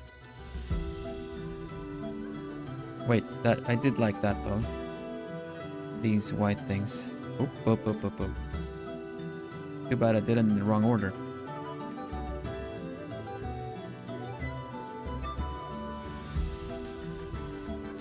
Make some handmade lens flares right here.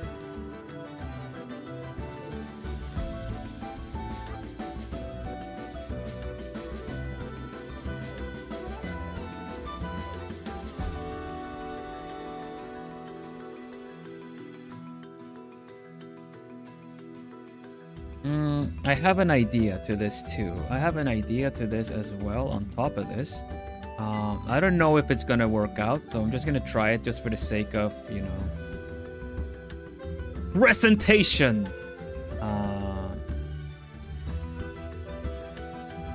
We'll see if this works, okay?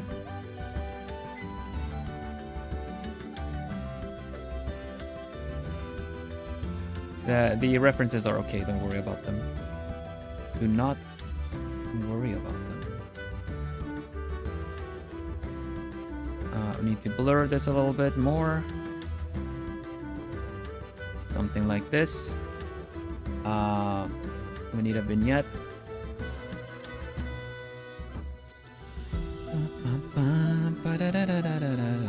Oh.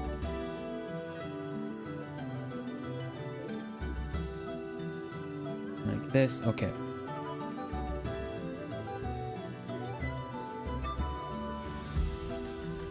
Now we're I'm just playing around. I'm done. This is I feel like this is a pretty good presentable picture, if I do say so myself. Now I'm just playing around a bit.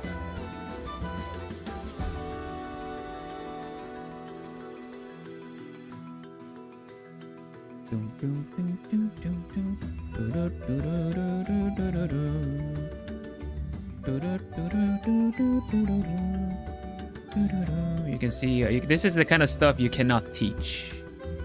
I would argue you cannot teach these kind of things. This is I learned this as running on inspiration.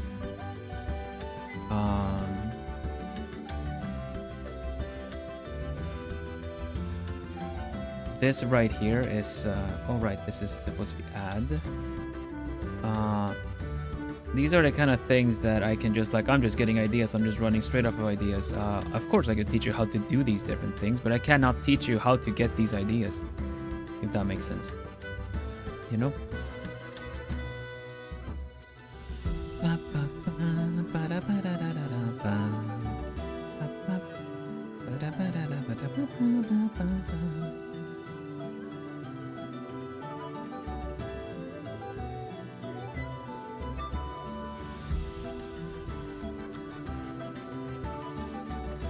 Shrink a little something. Putting her in a situation that we would like.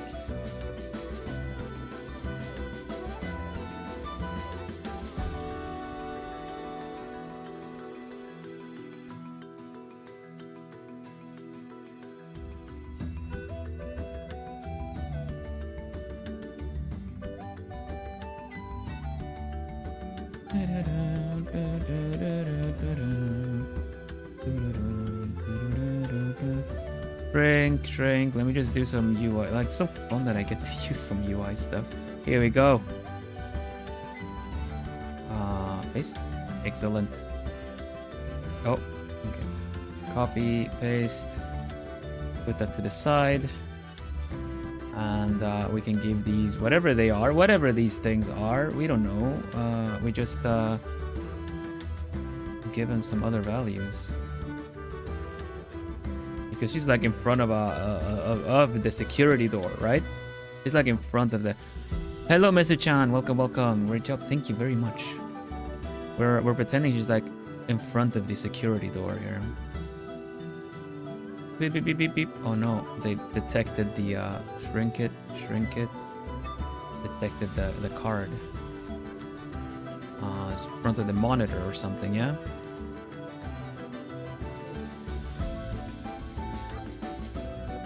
I think she's like presenting the to like a security camera or something like that, right? Beep beep beep beep. And then what else do we got? What else do we get? We get like something like this maybe. Make it look like it's locked on or something. Oh no, it's Tengiro is like she's like Tengiro is like the security. It's a security robot.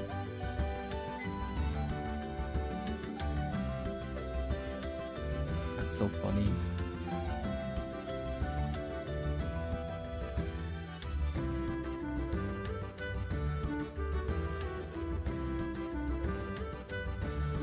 This is Tengiro locking in. Security droid.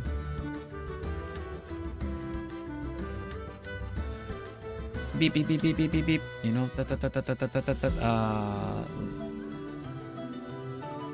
what was the thing called? Let's do some techno gibberish. Protocol accessed. Security protocol accessed. Clearance approved. Entry level 5. Entry level 5 confirmed.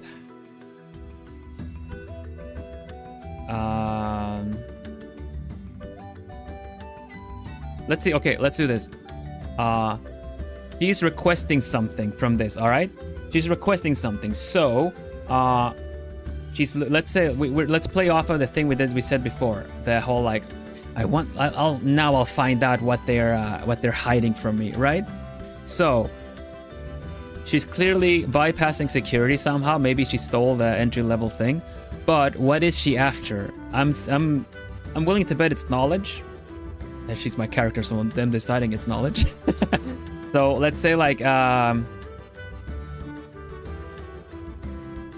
database library like requesting access to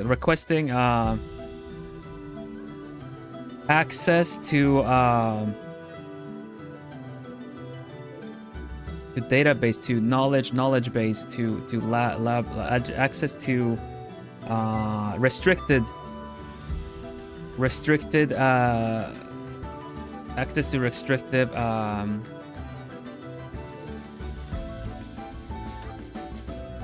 records. Thank you. Access to restricted records requested. Security protocol access approved. Clearance approved. Entry level 5 confirmed. There you go. There we go. We got it. We got there.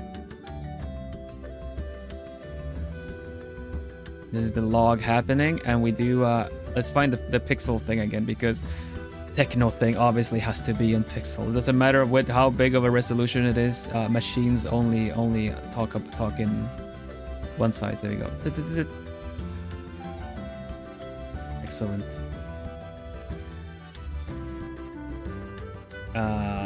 Do an ad.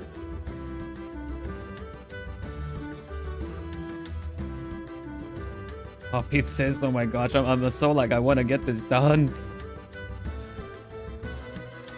Oh no, that's not how I'm supposed to do that. I'm supposed to do this to an ad, link it, and then kind of fade it out a little bit. See? This is going upwards.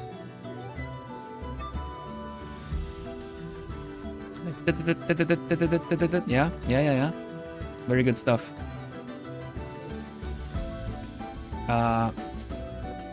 And I'm not liking these lines. They can go.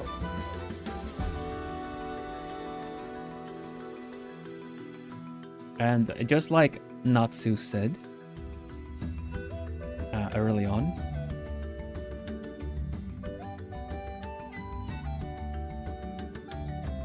it wouldn't be a Vilhelm Vanderbos.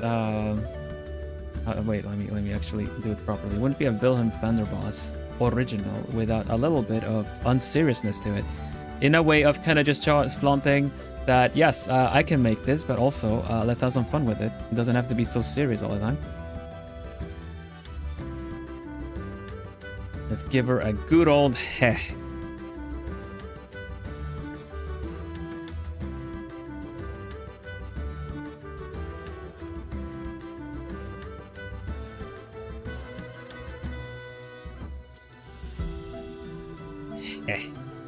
And of course, do the whole one.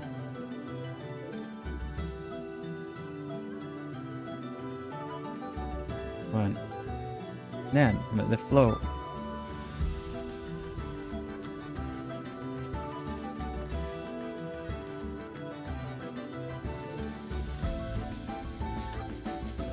Vilhelm Vanderbos original. Also, this is Cecilia.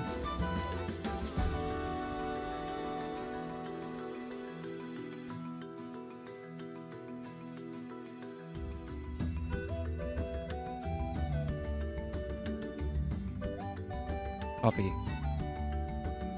away with this. And we make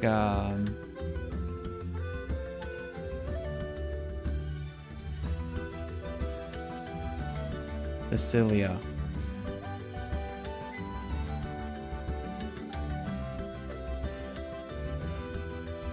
User ID, let's do that. Oh, yes, user ID Cecilia. At the corner.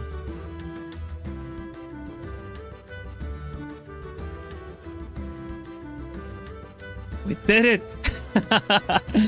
Yes! We did it! Ah! There we go.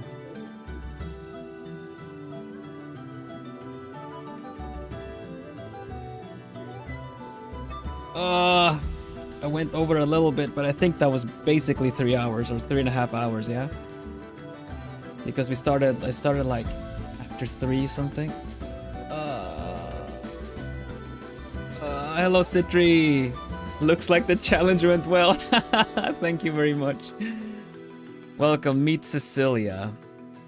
Cecilia was generated from these prompts and ended up being the sister to the prince, the alien prince that Miri drew. Wait, is this the right one? No, this is not the right one. What am I doing? Well, where are my prompts though? There they are. Got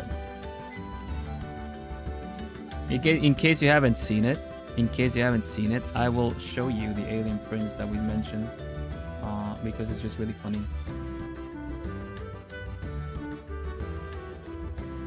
So this was what we got. We got the kind of amphibian-looking skin with kind of bigger eyes, cute eyes, with twin tails, and a we got a like steampunk outfit, golden eyes, or orange golden eyes, and then this part, this and the amphibian, this and the amphibian skin is what we tied together to this. This is Miri's character from last time we did the thing. It's like, it's just kind of like, man, I hope Cece is not getting into trouble again. Because, they call each other Steady and Cece or something. I don't know. Cece better not be getting into trouble again. Meanwhile, wow, I'm really proud of the golden glow on this. Nice Sue.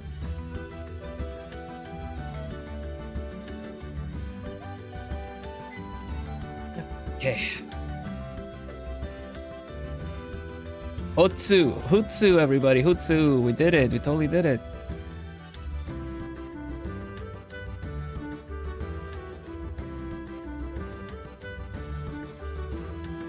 Man, this looks so good. I'm so happy. Yay.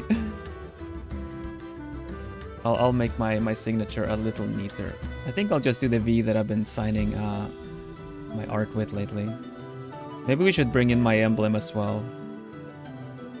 The emblem of Archimedes. Just do the nice curvy V that I like using.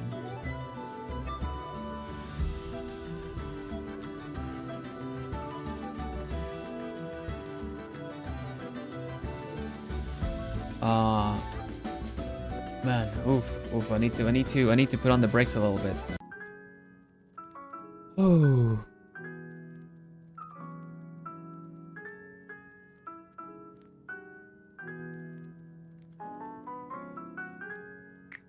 That was exciting. That was really fun. Bir emblem.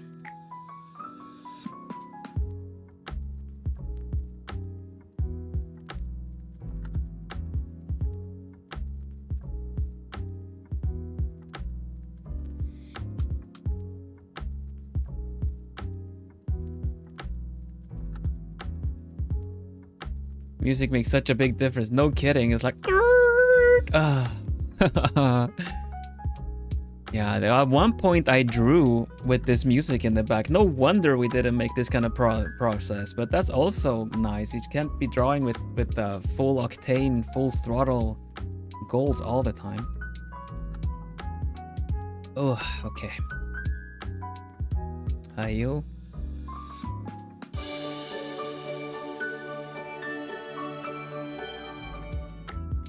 That's not where we need to be.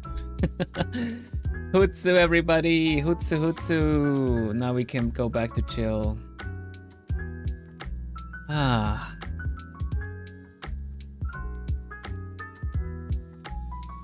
We did it. That's so fun. That's so nice. I'm so happy. You just closed it, yeah. Well, anyway. Ah, man. Man. That was fun. That was a lot of fun. You got to see me at pure inspiration there at the end. Ah, that's so funny. Good cooking, sir. Thank you very much, Alphon. I appreciate it. Thanks, everybody. Thanks, everybody. I hope you had fun. I hope you had fun. I had a lot of fun. Hutsu, Hutsu.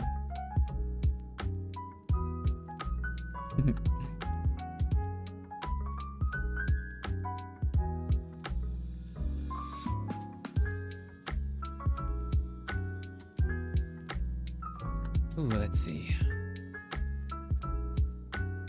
Just having a quick look if there's anyone I could raid. But yeah, what do you guys think? Of course, like tomorrow, let's see, let me talk about what we're gonna do the rest of the week. Tomorrow we're gonna be playing a nice cozy game. Mika and the Witch's Mountain. It's a game I've been wanting to play since, well, Spooky Month, but it's been early access and permissions just kind of came in, so I'm gonna play it tomorrow. It's gonna be around the same time as this stream was, because normally I do it later, like an hour from now, but tomorrow. But I can't tomorrow, so we're gonna do an early stream. Apologies for that if it messes with anyone's schedule. On Friday, we're gonna be doing a members only GeoGuessr. Still gonna figure out what I can do as a, you know, if I have a subscription to GeoGuessr, if I can host for everybody, or if we're just gonna cooperative try to figure things out and discuss in chat. Also talk a little bit about, you know, travel and things like that. I think that would be fun. Another art stream on Saturday. Art streams on Saturdays are generally art streams to catch up on unfinished art, and lately I've been making them as Q&A sessions. So if you have any kind of questions on how to get started about like art related things, even if you're not an artist, kind of like how do I get started, that kind of things, I'll try my best to answer them. And if it's an art technique questions, I will try my best to give a practical example as well. So yeah, show up, like drop by on Saturday, hang out a little bit in the weekend if you want. I'll be working on one of my globie portraits, continue on Kohaku, most likely. He's been unfinished for far too long. But yeah, that's what we're gonna do then. For now, thank you very much. Thank you very much for hanging out today. And have a look at what people are doing.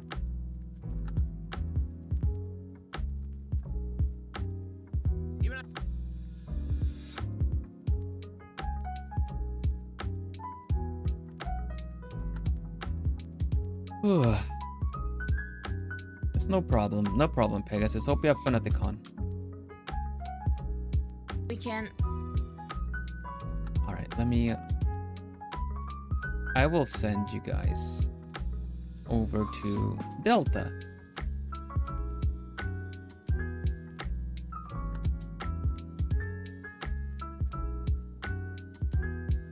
Playing a game called Death and Taxes. I don't know how edgy it is, but it looks alright. Third bang in a row with these challenges, and I'm playing it safe. Yeah, we're gonna keep doing that. I've been really enjoying them. I'm gonna look for more challenges, and we're gonna, like I said, we're gonna do some with color instead, so I don't get away with doing it grayscale, because that's still my comfort, right? And comfort, so I'm gonna push a little bit of my comfort boundaries with it. But yeah. Thank you for stream. Thank you for hanging out. Thank you so much for hanging out with me. Death and taxes isn't bad. Okay.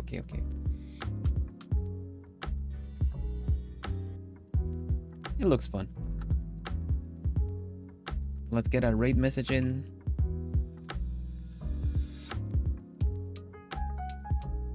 I'm gonna go get some nice.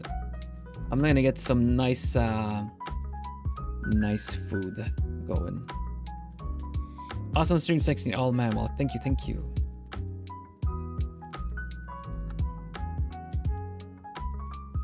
Hello, Dinzino. Yes, we're right at the end. Right at the end. I can show you what we did though. I generated these things on stream today. Amphibian like alien skin. Cute eyes.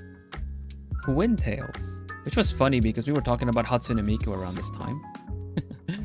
A steampunk outfit. Golden eyes, that's how I interpreted it. Yellow eyes otherwise, yeah.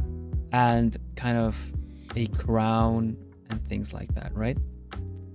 So funny enough, it started off a little bit as like, because Miri Mage on the channel drew this one, because also got the amphibian kind of alien skin with the crowns.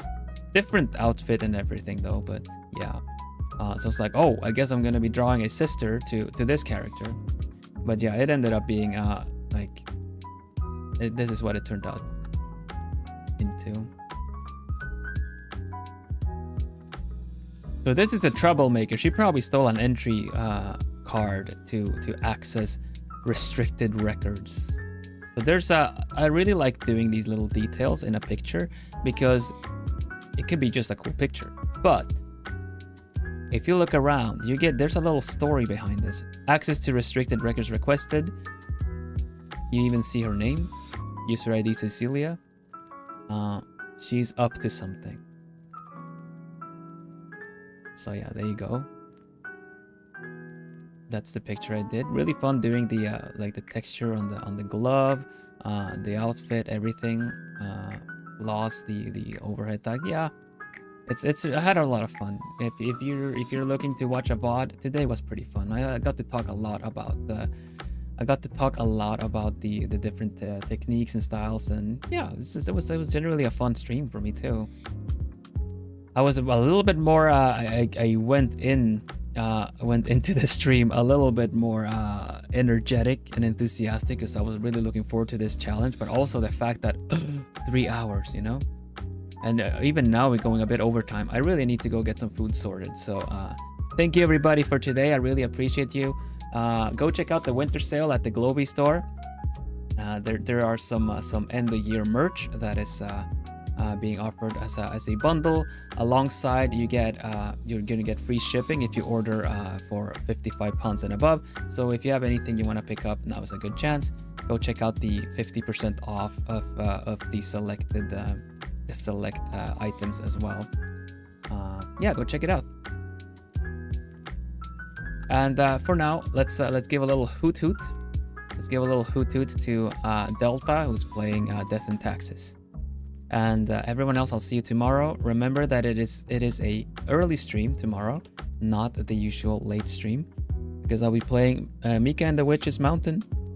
Cute little game about a witch that starts a delivery service. Does that sound familiar? Maybe, because it is. Find out tomorrow. I'll see you then, everybody. Thank you so much for today. Stay lovely, plumies. I'll see you again real soon. Hootsu, hootsu, hoot bye, hoot evening. Bye bye bye bye bye bye bye.